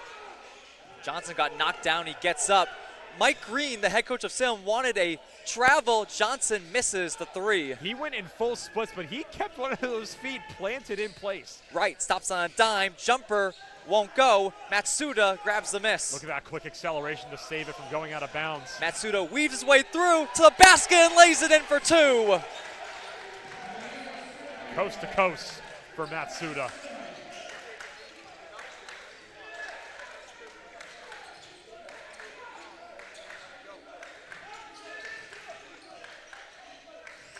Wright drives on Delgado. Blocked by Delgado. Wright gets it back. Delgado this time fouls him. He had a perfect defensive play and just jumped when he didn't need to the second time around.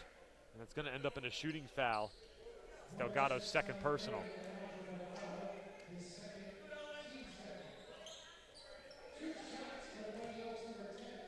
Going to bring up Nassim Wright to the free throw line, his first trip.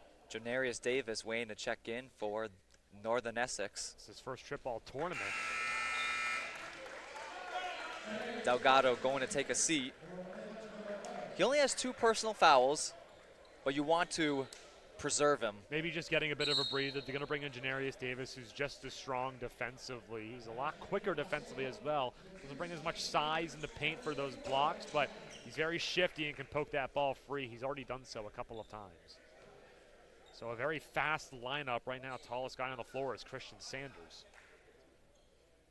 Wright misses both. Little, the offensive rebound. He got it over Davis. Johnson inside Rhines, lays it up and in. And right now Salem is going to try to use their size and get points in the paint now with Delgado on the bench.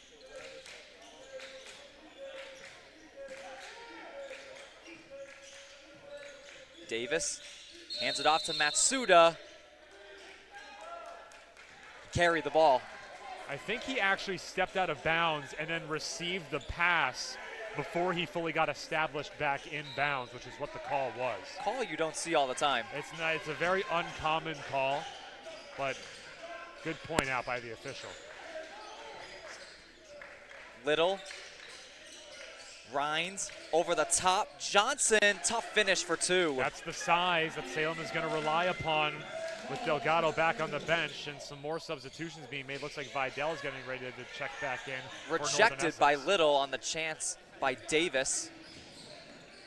DePina steals it away from Lee. Lee just lost it. Johnson strong in the basket, misses, but a foul. He's drawing more and more fouls. How many is that for Alex Johnson? He must have drawn at least 5 or 6 fouls. There you see the quick takeaway from DePina, finds Johnson on the run and takes it right to Idris Rhines.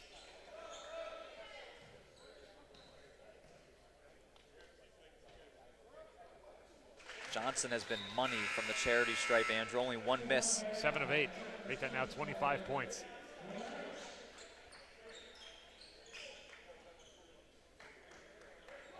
They got Vidal taking off Matsuda, so he'll be running point. He misses the second one, gets his own rebound, and he knocks it off the foot of Johnson. The Johnson battle continues. He's playing like he wants to win a national championship. Knows he misses the free throw. Look at this hustle coming off the line. Gets right to it, beats everyone out into the far corner, and is able to throw it off of Naeem Johnson and get the ball back for his team. And apologizes to the cameraman.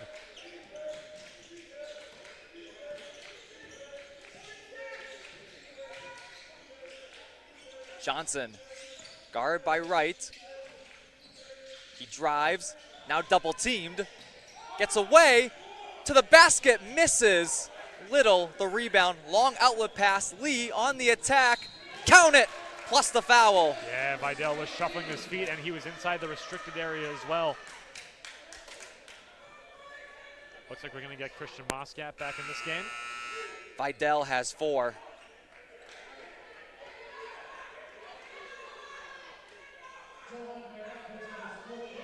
First time we're seeing a night player in foul trouble. Yeah, not a whole lot of size now on the floor for head coach Darren Stratton.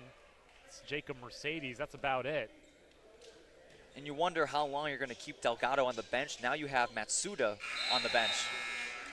But you got the height right now with Mercedes, but he hasn't played a lot today. You do have the height with Mercedes. He hasn't played too many minutes. They're letting Alex Johnson handle a lot of the offense. They haven't been taking too many three-point shots. Just 9 attempts, they've made 3 of them. The 3-ball hasn't been there for either side. Salem just 5 of 11. It's very much a points-in-the-paint game. I don't think Delgado's going to be on the bench for too much longer. Mercedes off the bench and on the board. Jacob Mercedes, 4 points, 2 for 2 from the field. Knights lead by 4.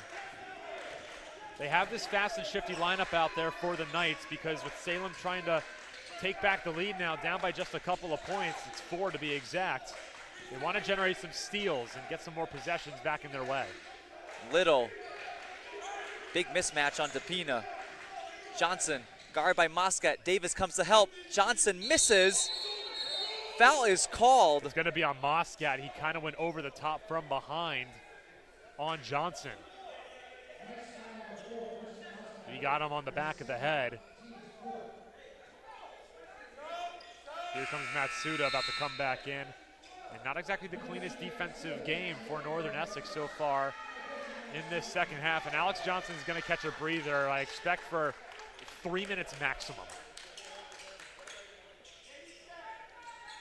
And assistant coach Suleiman Wan telling him he's going back in very shortly. Little, too strong on the floater. Johnson's not even sitting down.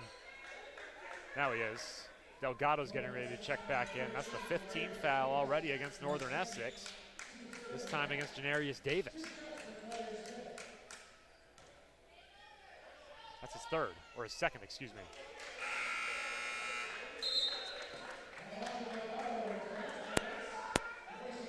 I like the idea by Coach Stratton. Some of the guys that picking up their 2nd foul and they're usually coming off the bench, he's sending them back there just to keep them in case of an emergency.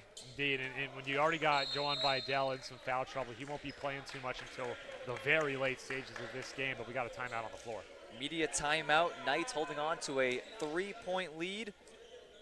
Order your official 2026 NJCAA Division III Men's Basketball Championship merchandise online at the NJCAA store. Visit shopnjcaa.com to view exclusive National Championship merchandise.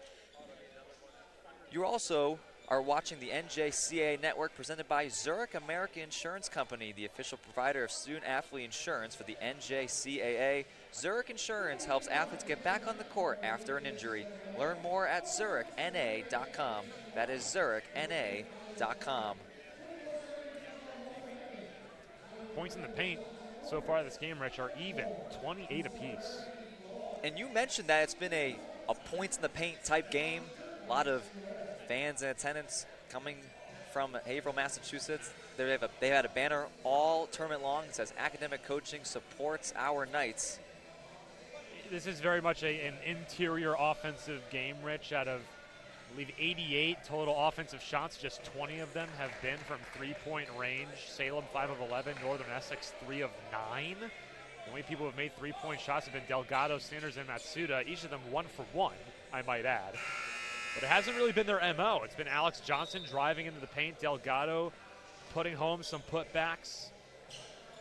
Matsuda really dishing out the rock, getting some good assists. He's got 3 of them. The same goes for Salem as well. They got 3 players in double digits, Gibson, Johnson, and Lee. Saeed Lee really making his offense from the charity stripe. He's 6 for 6 from the free throw line.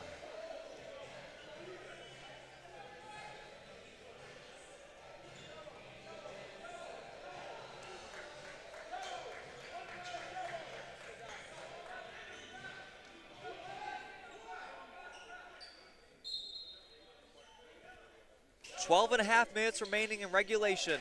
Knights lead by 3 over the Mighty Oaks.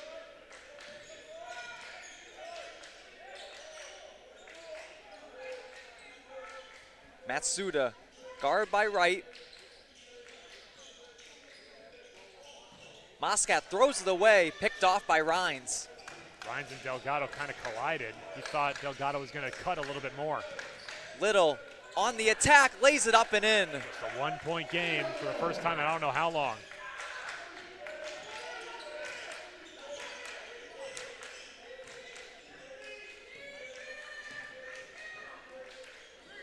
DePina finds Delgado. Delgado going to work on Johnson, blocked by Little. He came from behind. Fife a loose ball. Little had it. Timeout was taken by Salem. Wow. They perfectly called timeout. There was a whole scrum alongside the right post with the loose rebound. It looked like Naeem Johnson was right on top of it. Here's Delgado going for it, rejected from behind by Little. It's caught in between the legs of Little. You see Mercedes trying to dig for it. And before Little could get up and try to throw it to a teammate, Mike Green calls a timeout with 11:39 to go. Something to note right now, Salem only has 1 timeout remaining, and there is 11:39 remaining in this game. They haven't held a lead for a good little bit, and when you're behind, you need to use those timeouts to try and draw up some plays if you need a clutch bucket in the final seconds of this game, and he's going to have to save it until that point. So about 10 minutes, Mike Green is going to have to go without using a timeout. Want to remind fans, coming up next, the second semifinal game. It's our primetime matchup, and it's a battle of Dallas. Dallas Richland, Dallas Northlake. 2 teams facing off for the 4th time this season. And a couple of teams trying to get back to a place where they have been before. Dallas Northlake, 5 national championship titles in their history. Dallas Richland with 4. 2 of the top teams in Region 5 in Dallas, Texas. And they played each other 3 times over the course of the season before this tournament started. And now no bigger stage than this one here in Herkimer.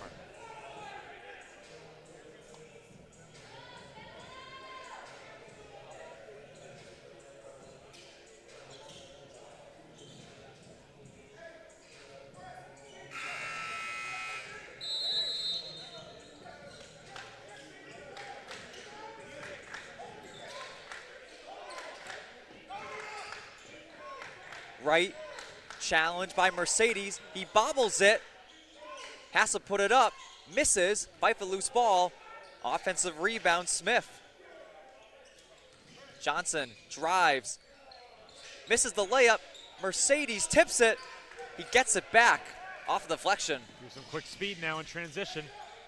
Moscat finds Matsuda, over to DePina, corner three, too strong. Long rebound, Rhines has it for the Mighty Oaks. That's one you would have loved to have. Good pass from Matsuda. Little walks into a three, off the back iron. Moscat the rebound.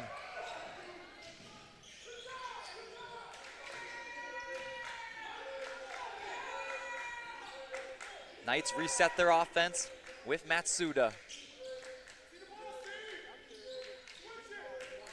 Moscat swings it back to Matsuda. Shot clock down to 9. Matsuda looking for space. Finds DePina. Corner three. Puts it in! Javon DePina, his first basket of the game. Lead back to 4 for the Knights. He was very active in the last game for Northern Essex, but he used his speed to get behind the defense and generate some fast breaks. Off the hands of Wright. Delgado to Matsuda. Blocked! That was Johnson. Perfectly timed, not a goaltend, did not hit the glass. Matsuda thought he had the space to take it himself. He could have put a little bit more velocity on that to make it touch the glass a little bit sooner and try to draw a goaltending call, if anything. Final 10 minutes of regulation. Knights lead by 4. Johnson gets fouled. They had 4 guys surrounding Johnson trying to poke that ball free. Here's the three-pointer from DePina. Good closeout by Salem, and DePina was able to drill it from that left corner. Here's the quick fast break from Delgado. Perfectly timed block by Johnson. Not a goaltend. Got it before it was over the cylinder and before it touched the glass. Well done. Stephon Phillips checks back in for Salem. He's the only returner. Little stops on a dime. Drills the jumper.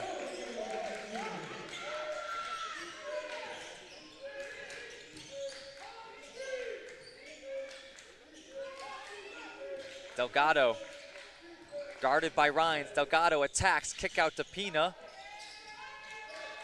Crossover move on Lee. Shot clock down to 9. Delgado has to hurry. Delgado spin moves, kick out. DePina, he wants another one. Off the side of the rim on the 3. And that should have been a foul against Saeed Lee. That was some heavy contact against DePina, but good defense by Ryan shutting down Delgado. Phillips a 3.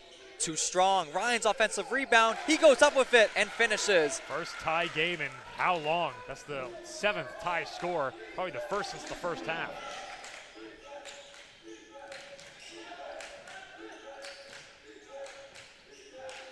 Matsuda finds Sanders. Sanders misses. Foul is called. One of the refs saying potentially review. They're going to review something.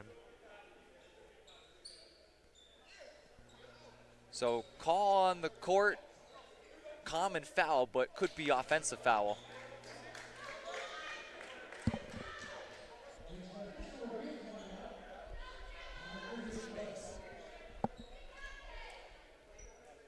Trying to wonder what play it was that they're looking to review here.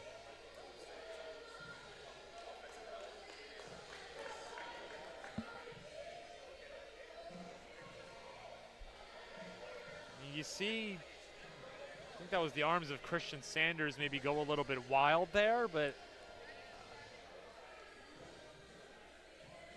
number 24 in yellow, and I think he was going up against 24 in green. That's Idris Rhines. Oh, it is at the elbow when he tries to work in by Christian Sanders. Look at this interior pass by Matsuda. Trying to see who that's up against. That may be Jarrell Little. They take an elbow up high. They slow it down as Sanders catches the pass.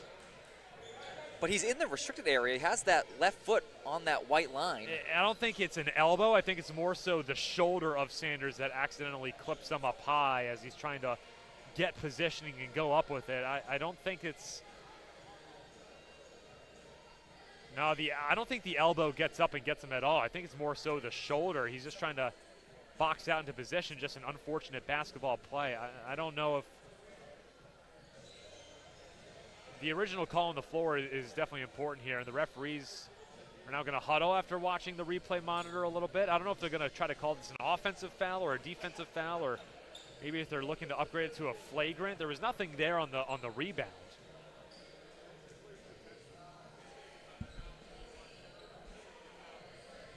I think they said it's going to be a common foul on Jarrell Little. It's going to call stands as. Indeed. So a common foul on Jarrell Little, and it's going to put Christian Sanders at the free throw line.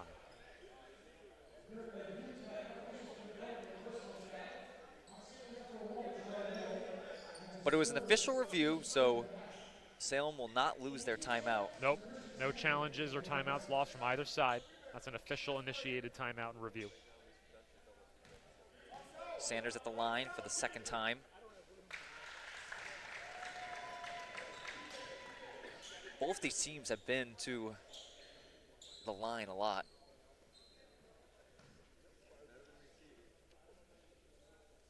Make that now 37, this being 38 combined free throws. Big miss by Sanders. Northern Essex 13 of 17 now. Salem 17 of 21. Johnson stops, long cross pass, Rhines. Lee, shot clock down to 9. Salem has to hurry. Johnson takes himself, misses the layup. Delgado, the rebound. He was uncontested on that up. Sanders finds Johnson. Johnson attacks off the dribble, lays it in. They had a mismatch in favor of Salem down low. It was Idris Rhines up against the much smaller Alex Johnson.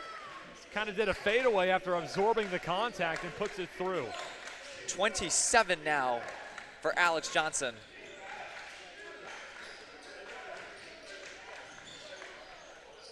Little, 3, in and out. Delgado with the rebound. That's his 6th of the game. Johnson tried to draw the foul on Naeem Johnson on the screen.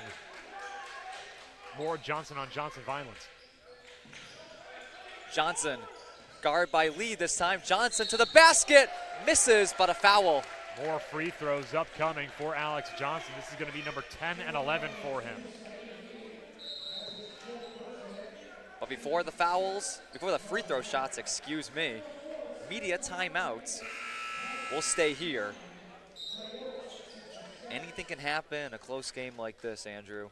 And with Northern Essex, they're finding a way to keep the lead. They truly haven't found a way to give up the lead. They're playing strong defense, but Salem has not been able to really hit that shot when they need it the most. You saw it down low. Naeem Johnson was uncontested on the layup opportunity down low, just put a little bit too much on it and rolls off the rim. Northern Essex hasn't really generated as much defensive turnovers as they have in the first half, not as many blocks or steals as they did in the first 20 minutes, but Alex Johnson is still doing his thing offensively, and he's getting a little bit more help from guys like Sanders and Delgado. Turnovers right now. Salem 18, Northern Essex 9. And as a result, it means Salem is trying to overcompensate a little bit, and that's how they've been committing those fouls. Saeed Lee now with 4 personal fouls against them after that last one against Alex Johnson, sending him to the line. Naeem Johnson and Jarrell Little and Nassim Wright as well, still sitting with 3 personal fouls in their own right, but losing Saeed Lee, one of your top scorers and your top playmaker, with 4 personal fouls. He's got 10 points today, and he's got to be real careful, and Northern Essex has got to keep attacking those players in some foul trouble. There you see the foul against Saeed Lee on Alex Johnson. Both teams trying to get to the national championship for the first time in program history. The Knights have been in the national championship tournament the last 4 years. These two teams were the top 2 teams in the final NJCAA rankings. Northern Essex was number 8 in the initial preseason poll. Salem at number 5, and over the course of the season, they worked themselves up to 1 and 2. Northern Essex winning their regional championship. Salem did not, which is why Northern Essex find themselves in the number 1 seed, and Salem now in the number 4.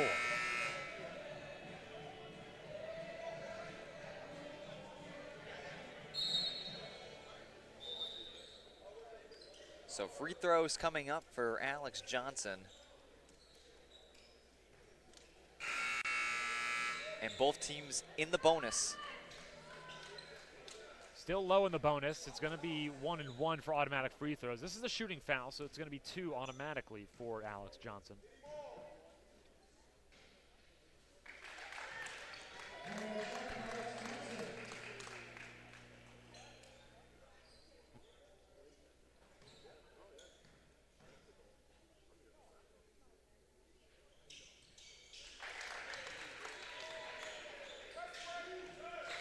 Full court press for Northern Essex. Long pass. What? Taken away by Delgado. Johnson, what a move. Weaving his way through, misses the layup. Oh, the behind the back move. I'm not sure what Saeed Lee was thinking there, trying that Hail Mary moon ball. Little three off the side of the rim. Fighting for the loose ball. Corralled by Sanders. Good protection by Sanders, able to find the outlet in Matsuda. Final 7 minutes of regulation. Knights lead by 5. Delgado drives on Johnson. Lays it in for 2. Alejandro Delgado, 12 points, 5 for 10 from the field. He's providing some great secondary scoring alongside Alex Johnson. He brings a lot of size and strength down low. Look at this, they had the full court press, and as soon as they get up half court, so quick coming back on defense, all 5 are back. Little working on Moscat. Shot clock down to 9. Little drives, misses the layup, fight for the loose ball. Moscat has it, gets it over to Johnson. Johnson on the attack, lays it up and in. And again, he's going right. You got to force him left, and Mike Green just has a smile on his face right now. What else can you do to stop Johnson? He's at 31. Almost a sly smile by Green. Rhines trying to stop the bleeding. He can't from 3. Northern Coach Stratton telling Matsuda to slow it down. Indeed, they want to take their time. They have a lot of momentum. They want to bleed some clock and add some more points to their already 9-point lead. Matsuda drives, gets blocked. And a loose ball foul. It's going to go against Delgado.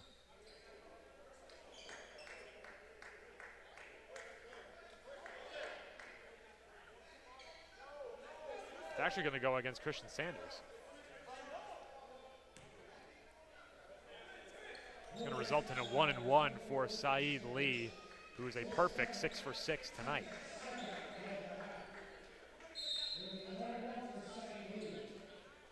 And the refs are telling both teams to go to their benches, and they're going to take another look at this. Do you think they're reviewing on who should be assessed the foul? See if we can get an explanation. Could be.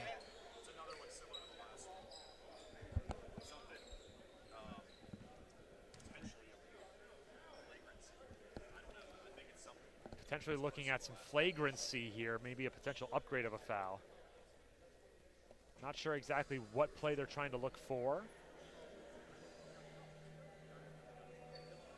This might be the play right. This is very quick review, and the referee said it's all good, so no upgrade needed. So they change who the foul is going on. It's going against Delgado instead of Sanders. What I originally thought. It looked like Delgado was the one more prevalent in that scrum, and it was originally called on Christian Sanders, but they changed it to Alejandro Delgado. So instead of Sanders' second, it's Delgado's third. 3 players in double figures for the Knights. Leading the way, Alex Johnson with 31.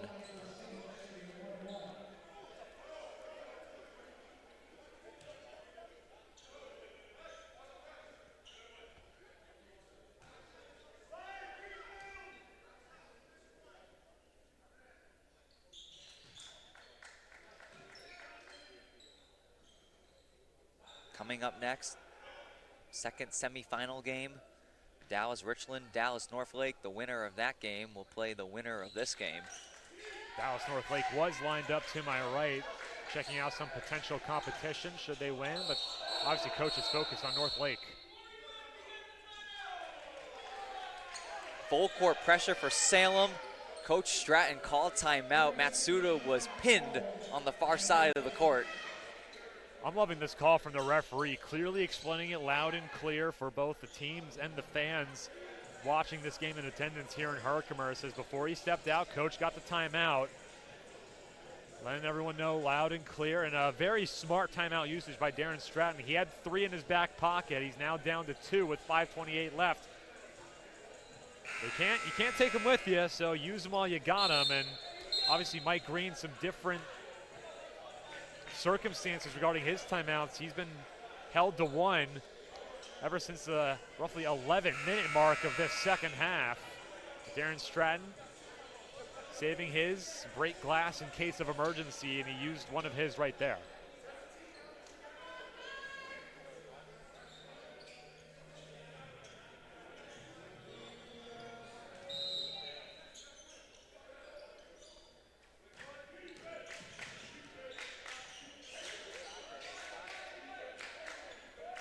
Matsuda challenged by Lee.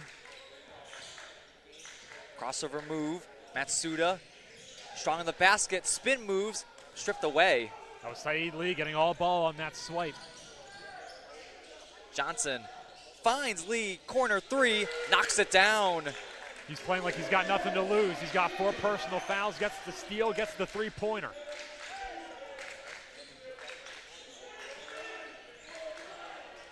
Johnson finds Matsuda.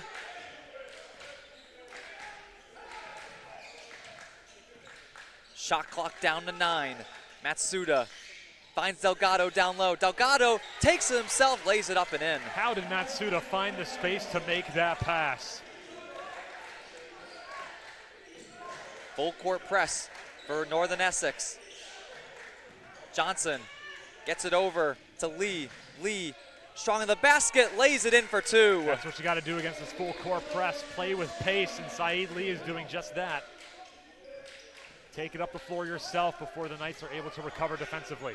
Johnson, his shot rejected. Moscat missed the wide open layup. Fight for the loose ball. Somehow Johnson gets it over to Smith. Moscat had a lot of space and time underneath the basket. He didn't think he had that much. Johnson gets fouled.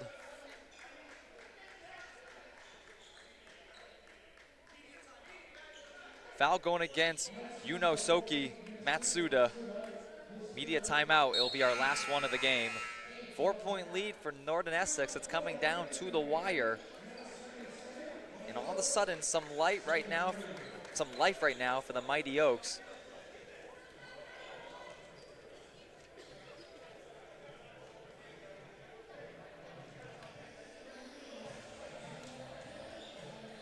Full court press by Salem fooled Northern Essex a little bit. Yeah, just a little bit from Salem, the full court press. They haven't really been doing much of that, but I think Northern Essex needs to go back to what they did a little bit in their quarterfinal game against against Genesee. And a lot of what they were doing against the Joliet full court press was using the speed of a guy like Javon DePina. He was able to slip behind the defense. They would throw passes over the top, get some speed, get some fast breaks, and he would throw in some layups underneath the basket with some speed. There you see Dallas Richland getting ready for the primetime matchup against their rival, Dallas Northlake. 2 Dallas teams facing off. One of them will go to the national championship. Both teams have used 9 players, and out of the 18 that have been on the floor, 17 have scored points. The only one who has not has been Jair Sales of Salem.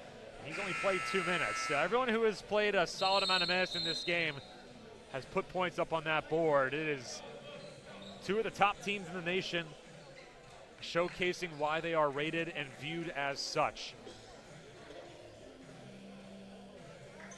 Northern Essex, they have used 9 players. All of them have scored. Christian Moscow with a couple of points, both coming at the free throw line, however, but he has 7 rebounds. Even though he's 0 for 4 from the field, he has 7 boards, chipping in other facets of the game.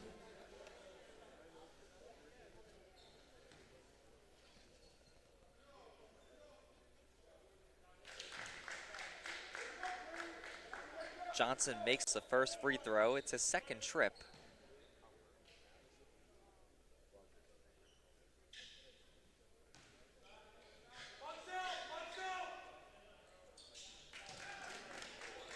Goes 2 for 2. Two-point game. What a finish we're gearing up for here, Rich.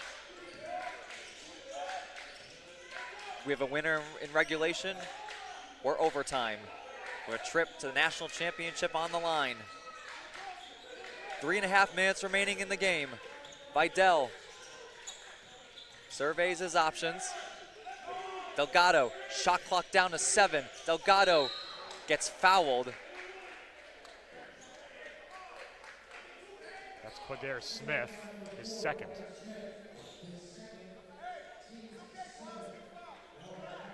Again, be wary of number 4, of number 2 in green, Saeed Lee. He's still sitting at 4 personal fouls right now. He's really been improving offensively over the last 5 minutes of game time.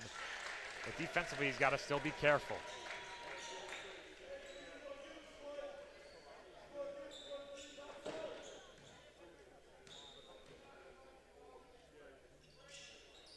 Delgado misses the second free throw. It's a 3-point game.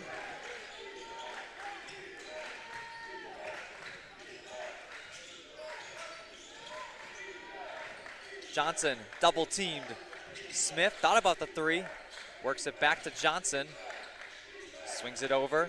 Lee, shot clock down to 9. Little, guard by Johnson. Little attacks, draws the foul. They're going to get Johnson on it. His second. More free throws upcoming. That's now 9 team fouls for the Knights. 1 more against them, and it's going to be an automatic double bonus and 2 free throws for the Mighty Oaks. Johan Vidal in the game for Northern Essex, playing with 4 fouls.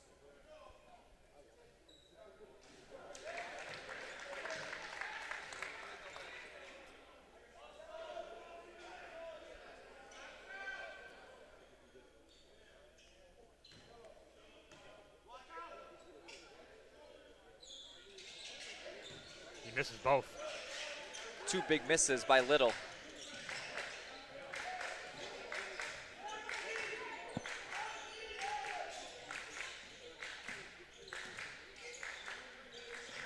Vidal working on Johnson. Pass inside. Sanders knocks it off the knee of Wright. Knights keep the ball with 10 seconds left on the shot clock. It was a great pass down low. Sanders just couldn't quite corral it. It was so hot coming out of the hands, but he recovered well, banking it off the Mighty Oak to keep possession for his team, but they only got 10 on the shot clock. Vidal, long pass to Delgado. Delgado walks into a triple, in and out. Put back Johnson, no, but a foul. That's now Little's 4th.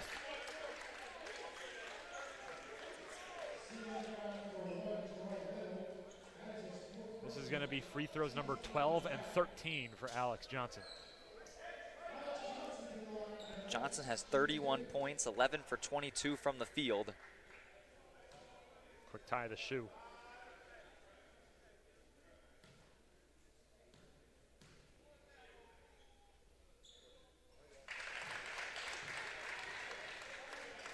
It's a big make.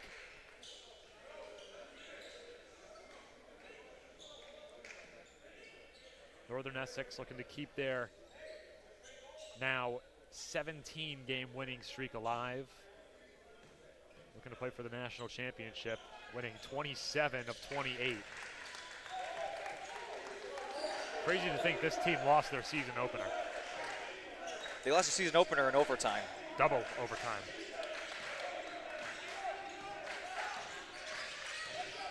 Five-point lead for the Knights. Johnson traveled. 3 steps without dribbling. There was not a gather step amongst that.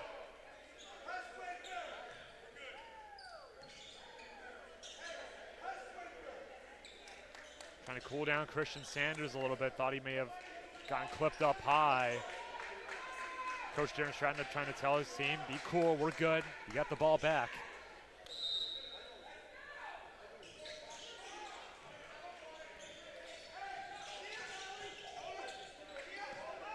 Delgado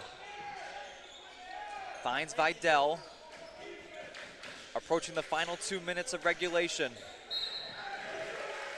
That's his fifth. That's it. Little gets fouled. Little fouls Vidal, and that's 5 fouls. He's done. Jarrell Little fouls out. The Knights held them to only 9 points tonight. Their top scorer, 17 points per game. One of their top defensive guys, too, with 52 steals this season and 133 assists. An efficient three-point shooter. Now has to watch for the rest 2 minutes and 9 seconds.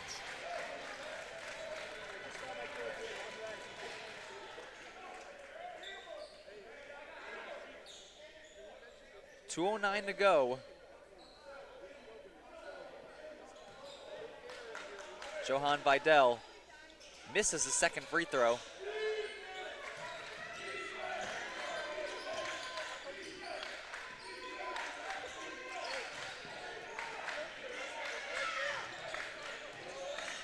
Final 2 minutes of regulation. Knights lead by 6. Corner 3. It rolls in.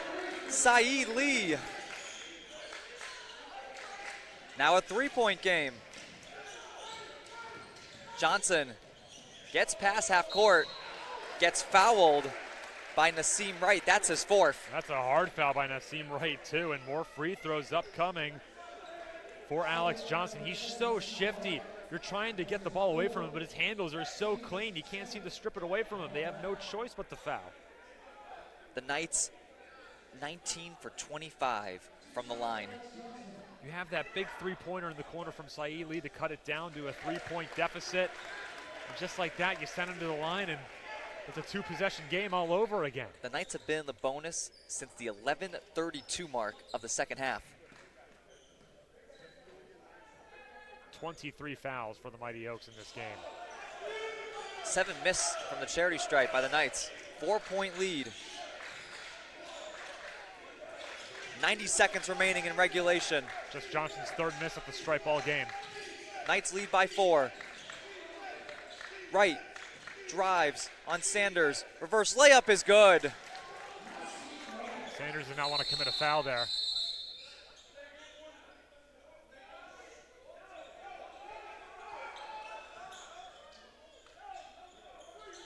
And you're just trying to make sure they get a proper inbound. Game's important. You want to make sure you get everything right. You don't want to make an unnecessary call. It's been a good officiating crew today. Matsuda, double team, gets it away at Delgado. Watch out. Ball knocked around, Delgado tips it back to Matsuda. Pass was deflected. Are they going to call it a backcourt? I thought this pass was deflected.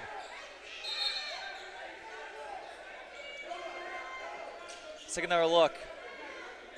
Ball was tipped by Smith, it looks like, from this angle. You see there, he touched it, I think not once, but twice.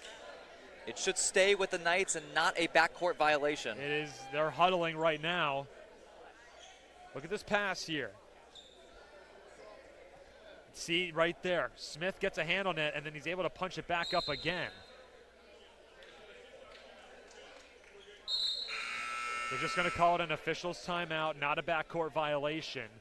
So the Knights will keep the ball, and they'll just do an inbound. Same time on the shot and game clock.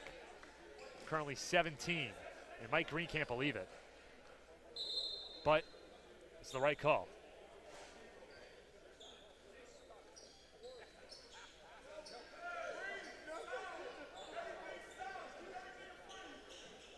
Coach Green telling his team, keep everything in front of you. Yeah, they want to collapse in tight. They do not want to get an easy bucket underneath the basket. Force them to shoot from 3, something that Northern Essex has not done a lot of in this game. Just 13 attempts, they've made just 4.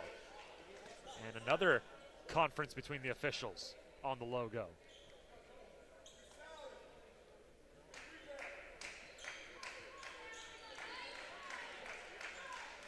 The drama, I love it, Rich, I love it. 1 minute remaining in regulation.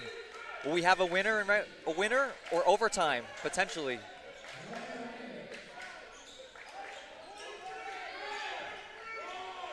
Vidal, crossover move, Can't find anyone. Finds Johnson. Layup is good. What a dish by Vidal. 36 points for Alex Johnson. Timeout, Salem. That was a crucial bucket, and you put it in the hands of your best scorer, the man who's been hot all game long. 36 points now for Alex Johnson, but what a dish by Johan Vidal. You see here, he's shielding Johnson perfectly. Keeps it away, shields his behind to him, and just dishes it to his left, right to Alex Johnson, who cuts right to the bucket, underhand layup. Salem, they have 50 seconds left, and the timeout actually was called by Coach Stratton of Northern Essex. So one timeout left for both teams. Can't take him with you. Smart timeout used because he knows he can use it again when they get their next possession. There's still time on the clock to do so. Salem, they need a basket, and if they get it quick enough, they don't have to foul the Knights. Absolutely not. No, you got 15 seconds to get a bucket here. That way, even if the Knights take the remainder of the time, you still got roughly 15, 20 seconds when you get the ball back to try and go for the tie or even the win. But how about the play of Alex Johnson? 36 points tonight, 12 of 23, and 12 of 15 from the free throw line. He's been drawing a lot of fouls, usually getting into the dirty areas. 36 points and 3 rebounds to boot.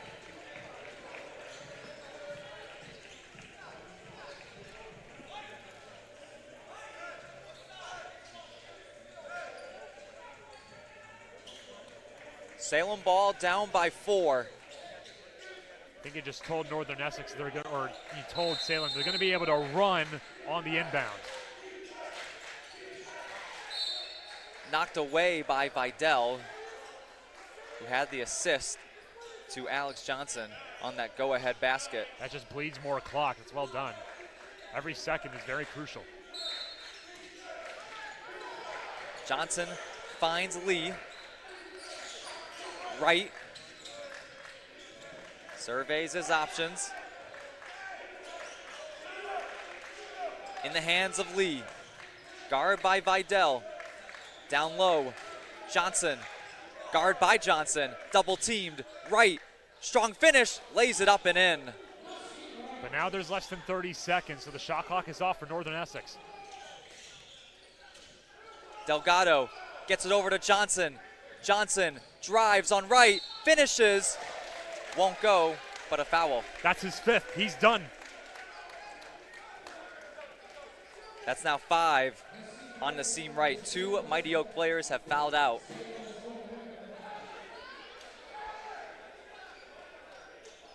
Your 2 top point scorers all season have now fouled out. In a game where you need points more than anything. Johnson at the line. He's 12 of 15. He's had 3 misses, and he went 1 for 2 his last trip.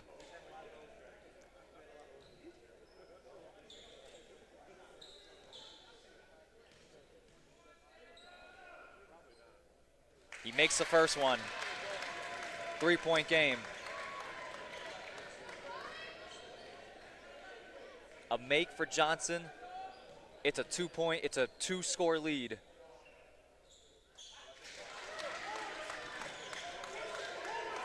Mighty Oaks have to hurry. Lee to the basket, blocked by Delgado. The game-saving block. That might be the night dagger. Alejandro Delgado with the block to seal it. With 11.7 left on the clock, it's his first block of the game. And the immediate foul afterwards sends Christian Sanders to the line, but how about the block of Alejandro Delgado? And that's actually his second block of the night.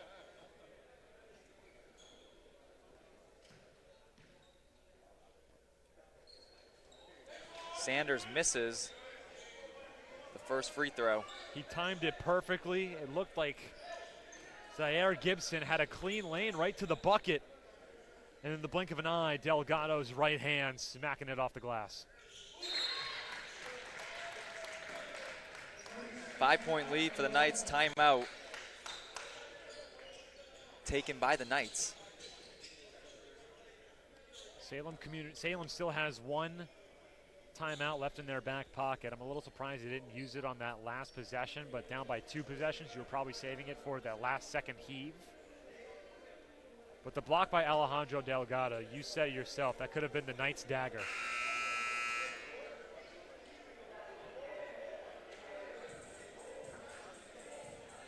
Let's get another look at this block. It was Saeed Lee all the way up, and number 30, Delgado. Beautiful, oh my goodness. Before it hits the glass, it was underneath the rim, so it wasn't above the cylinder. And your top point scorer, who hasn't been scoring much today, he's still got 15 and 7 rebounds, but it's been the Alex Johnson show, but no play more important than that block by the Haverhill, Massachusetts native playing for his hometown school, trying to send them to the national championship. Gibson gets it in. Lee pulls up from way downtown, knocks it down. It's a 2-point game with 5.9 left. Delgado gets it in. Johnson gets fouled by Sales. That's a good job on the inbound to get it to your best free throw shooter.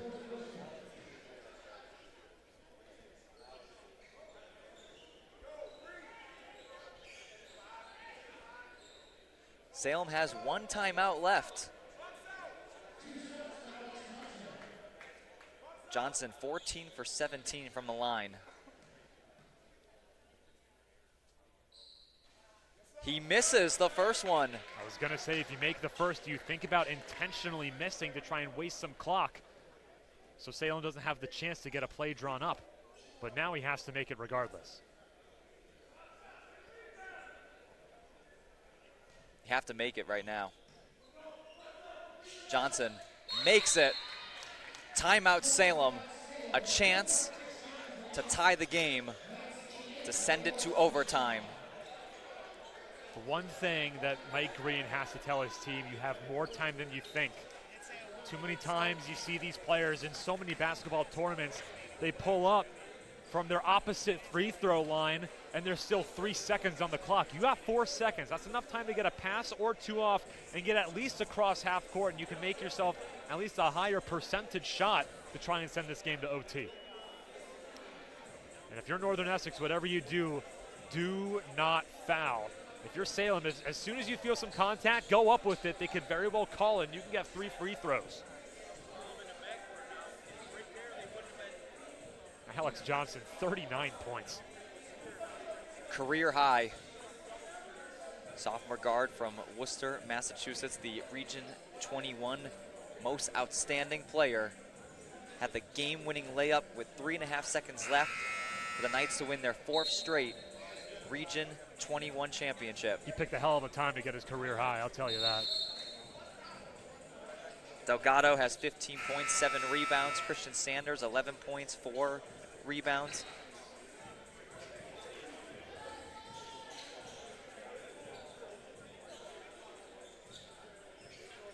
It's the play of Alex Johnson that's been the difference maker today. Driving to the basket, getting fouls, but now Salem has one more shot.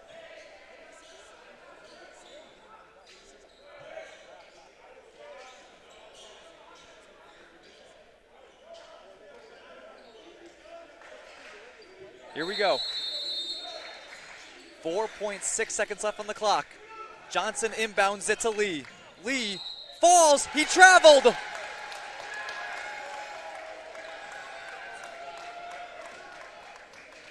A mistake by the Mighty Oaks. Taking our look. He tried to get rid of it, and he went down to his knees, and good job by none other than Yonosuke Matsuda, the defensive masterclass.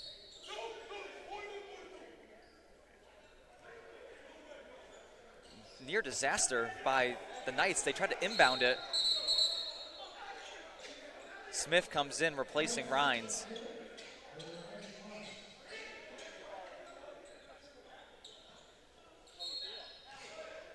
Delgado lobs it to Johnson.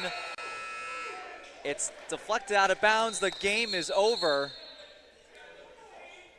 No time left on the clock, and now one of the refs saying, let's see how much time there's left. They are going to review. I think there was a little bit of time left. I think there was a foul called on the play, and that's probably going to be on Saeed Lee, and if so, that's his fifth, if there is time left on the clock at all.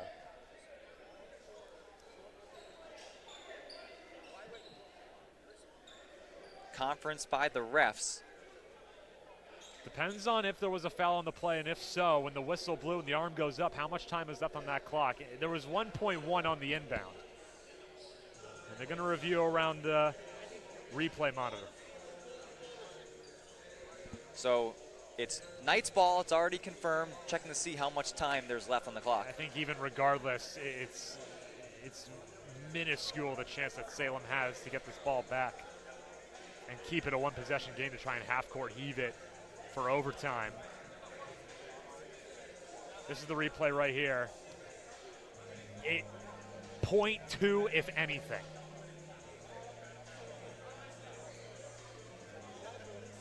It's not the foul, it's the out-of-bounds call. I don't think there was a foul. Foul was never called. The foul was never called.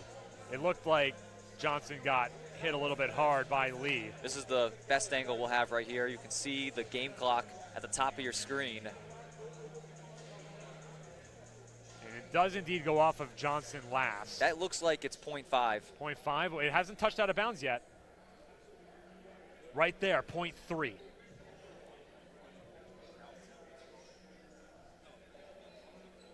But even so, it's still Northern Essex ball, and I think they're still trying to check if there is a possibility of overturning whose possession it is.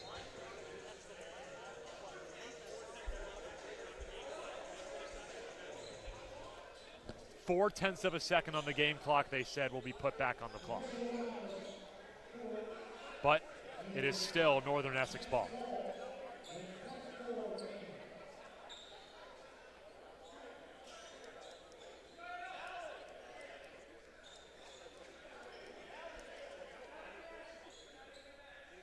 If you're the Knights right now, just heave it down the court.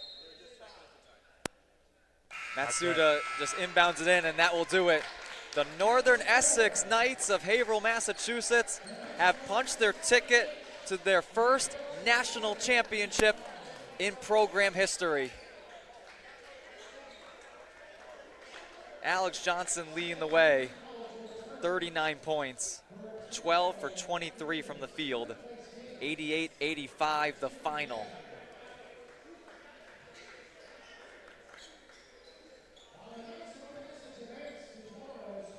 In a game that had pretty much everything.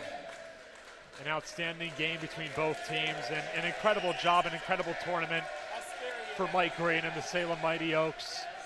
Just falling a little bit short. I think fouls in the first half were definitely a point of emphasis, and Northern Essex punched their ticket to the national championship. What a feeling for the small little junior college in Haverhill, Massachusetts. And I think none bigger than that block. Alejandro Delgado, his hometown school, he must be feeling really good after that block in the dying seconds of this game. 2 blocks in the night for Delgado, but you talk about how Johnson had 39 points. That block was the game saver. It was the game sealer, and we talked a lot about, we compare a lot of these plays we see in this tournament to iconic plays in other clutch basketball tournaments. That is the most blocked by James block I've ever seen in my time as a broadcaster. It was perfect. The drive to the bucket to try and cut it down to just a 2-point lead and smacking it. It was nearly frame by frame. Exactly. Yeah. Like Cleveland and Golden State in Game 7, 2016. Alejandro Delgado to send them to the national championship. Alex Johnson, the Worcester native, and now they await one Dallas school. Who it's going to be, yet to be determined. 88-85 the final. Northern Essex punches their ticket to the national championship, and they will await the winner of Dallas Richland and Dallas Northlake coming up here in prime time in Herkimer, New York. We'll step aside on the NJCA network. Everything presented by the U.S. Air Force.